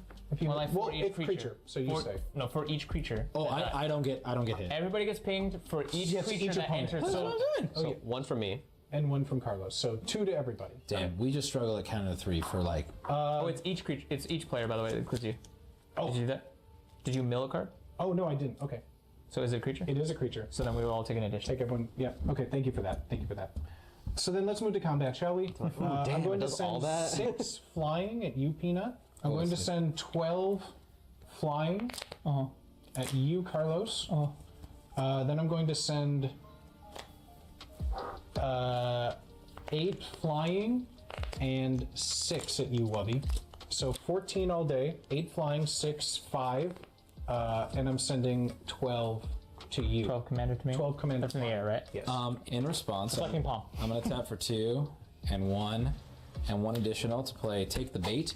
Cast it only during opponent's turn, only during combat. Prevent all combat damage that will be dealt to you. Untap all attacking creatures. Goad all of them. There's an additional combat phase. Wait, that. So you're up. All right. You're killing, and they're all goaded now. So you're killing Carlos. I am. Well, okay. I'm going to take 6 flying, and I'm dead. So we draw a card off that. I take 12 flying. Everything is goaded now. Which ones are those that we're attacking? Worm, 2 flyers, commander, and Sphinx. Okay, and then goad them. After this phase, there is now an additional combat phase. Okay, so then they untap. They are goaded, and so then I have 2 4/4 flyers at you, Carlos. Yeah. I have another flying commander. The commander is all I need. Which I think would do it. Because it's 12. So yeah, just the commander damage will do it. This is tapped, this is tapped, this is tapped. I will say my farewells, gentlemen. We draw another card. We draw a card. Then, post-combat phase, I have another beginning phase. So I'm going to untap. Untap, untap, untap, untap, untap. Then I am going to... This deck's some bullshit. Then I'm going to surveil 1. I just know that there's a fucking squid detective or some shit in there, and that's what I'm waiting for. That's what would bring me back right now. I'm going to put that in here. Just have more of him. This goes up 1. Then next trigger, I'm going to draw, and I lose 1 life. Now it is my main phase 2.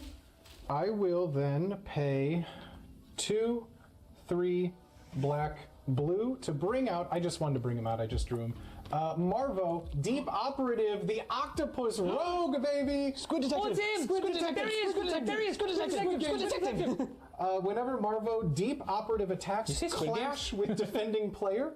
And then whenever I win a clash, I draw a card and I can cast a spell from my hand with mana value 8 or less without paying its mana cost. Okay. So it's still my main phase 2, and then I will pay 2, 1, 2, 1, 2 to also bring out Twilight Prophet. It is flying. It has Ascend, which I have the City's Blessing because I have more than 10 cards, or 10 permanents, I should say. Reveal the top card of your library and put it in my hand. Each opponent loses X life and I gain X life, where X is that card's mana value. That happens at the beginning of my upkeep. With all of that said and done, I will pass to you. At the beginning of my upkeep, I just threw that on each player may put 2+1/+1 counters on a creature they control. If they do, they can't attack me until next turn. Or the next turn. I don't have to, right? You don't have to. No.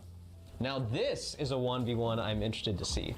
Because he has the ability to goad shit. I don't know if he can goad everything. I'm gonna pass. Well, go to specifically if able, but I think that things that can't attack you, that would make them not able to attack at all. But if he's goaded, he can't attack him.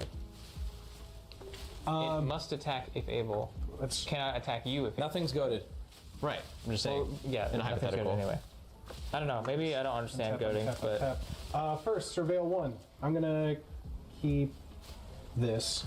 I can't keep this. This just stays there. This goes up 1. I keep wanting to put Surveil into my hand, but then I draw a card, which is why. Then I draw a card. Beginning of my upkeep, I lose 1 life. Then I will draw a card per turn. 2 black. I'm going to do 1 black, Arcane Signet. 2 there, 1 here. I'm going to be playing Foreboding Steamboat. It's a little cute steamboat. When Foreboding Steamboat enters the battlefield, each player chooses 2 non-token, non-vehicle creatures they control. Exile them until Foreboding Steamboat leaves the battlefield. And then whenever Foreboding Steamboat attacks, put a card exiled with it into its owner's graveyard if I do investigate. So you have to choose 2 creatures to exile. Okay, I'll do my commander. And I'll do this Sphinx. Until it leaves the battlefield. I think I'm just going to swing on you with everything. Declare. I'm going to swing on you with everything I have. So to total that all up, I have 3. Fuck this my just came out, life. so this is the only thing with Summoning Sickness. I'm going to attack with 3, 8 flying. I thought it was 6 good, flying, that's bro. 14 Oh, flying, man, and then, both of them. 13, 14 flying. Okay. So that's, I think, 27 flying. Oh, I'm gonna attack with Marvel, so I'm man. going to clash 2 real fast. That's cute. What And the then also fuck did I Sheikmon. do? Do we do that now? Clash, we each take the top card of our library, and whichever has the highest mana value wins the clash. Oh. I have 2. 4. Damn it. So what happens? I win. He scoops. You win the game. You walk, right? Then that player Walk, puts rookie. the card on the top or the bottom. Oh, that. What? Okay. It's only if I win a clash. I'll top does it. something happen. Oh wait, so nothing happens now? No, just each clashing player reveals the top card of their library, then puts that card on the top or bottom. Only the trigger happens if I win a clash. I see what he's saying. Winner's scratch. Got it. I'm gonna leave it on top. Cool. Yep. So that is a lot to you. Then. Okay. In response, I'm gonna tap 1 white, and I'm gonna play Gideon's Sacrifice. Choose a creature or planeswalker you control. I'm gonna choose him. All damage that would be dealt to me would instead be dealt to him. All the damage gets dealt to him. Whenever Boros Reckoner is dealt damage, it deals that much damage to any target. I'm gonna deal it to you. Peanut. Oh no. See, it's so. Oh no, not like this. He's picking this. I declared my Any blockers. I damage- take all the damage. Yeah, any damage that would be dealt to you instead. I made sure it was damage dealt to you So as well. nothing happens. No one. No, you die. Yeah, no, you die. Because that card's effect, he's redirecting that damage to you, the target. Your life total. You are dead. He kills you with that. All right. He just Super Saiyan like. That's a 1-drop. Is crazy. That's an instant. That's a combo. I'm double, triple I'm, checking. I'm ignorant. I don't know which of This these is cards. fucking bullshit. Fuck this game. That's a wombo combo. That is the wombo. I don't know if either of these cards are new. That's the 2-piece combo. Because I feel. they're Well, not I'm new. speaking with authority. I don't think so. I know. I'm almost positive this one is not. Because here is the problem here. I feel like if you knew about these cards and you see this sitting here and I have all my mana up, you know what's coming, right? Well, Wubby, congrats. Boo! Finally won a game on your own channel. I do think that Booty got robbed. That was a robbery, but I think that's the point of the deck. Look at the board state. This is the board state that I won on. You kept up the mana. You held on to the instant. He swung with everything, and you were able to snap it back at him. I did snap it back on him. Booty. Good job on both y'all's parts. Booty looks crushed. We both Because I got think he is crushed. annihilated. Booty is silent and crushed. That's what makes these games so. You could bleep out not fun. What do you mean? This No, I'm kidding. the I'm kidding, I'm people. kidding. No, Wubby, you earned the win. I didn't earn the win, but the people will love it. The people will love it. That's a good twist. This is That's a good the good game. twist. It was a good game. This is content, and It is therefore I'm only salty for content. Thank you guys for watching. We're going to be doing a giveaway of these decks on stream, and we're also going to be opening packs on stream if you want to buy in. So check out my channel. I might be live right now doing it. Check it out. Yep. I hope you guys enjoyed watching. I enjoyed playing. I did steal the win from Booty. I really do believe I did. These decks interact with each other really interestingly. They do. They do. I love my deck. It's really annoying. Okay, thank you guys for watching. I'm joined here with Peanut. Hello. Thank you, Peanut. Carlos. Hi. Booty. Yo. And I won. Wubby. Woo! Wubby, Wubby, woo! One moment. I'll Leave see. a comment down below. Yeah, if I fucked up, watch we played this wrong. Yeah, probably. I don't know. Have a nice day, guys. We'll see you in the next one. Don't forget to subscribe. Bye-bye.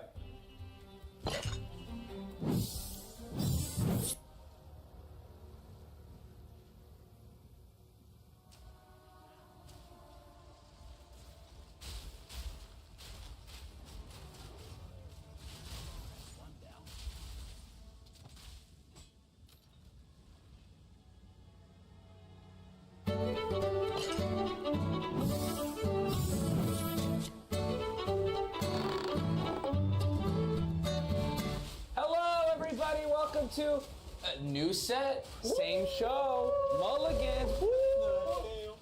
I'm very pleased and excited to be here with my friends to play some Commander for you guys, and we hope you enjoy. We brought decks that we wanted to play with, right? There's no theme to this at all, right? I think just decks we like. Decks we like, decks we want to see, decks we know. I think we've all played against each other's decks here before, so we're gonna know what's going on. Peanut. Hello. Hello, what do you got? Show off my commander. I'm playing with Arcades the Strategist. He's a 3/5 with flying and vigilance. Whenever a creature with defender enters the battlefield under my control, I get to draw a card.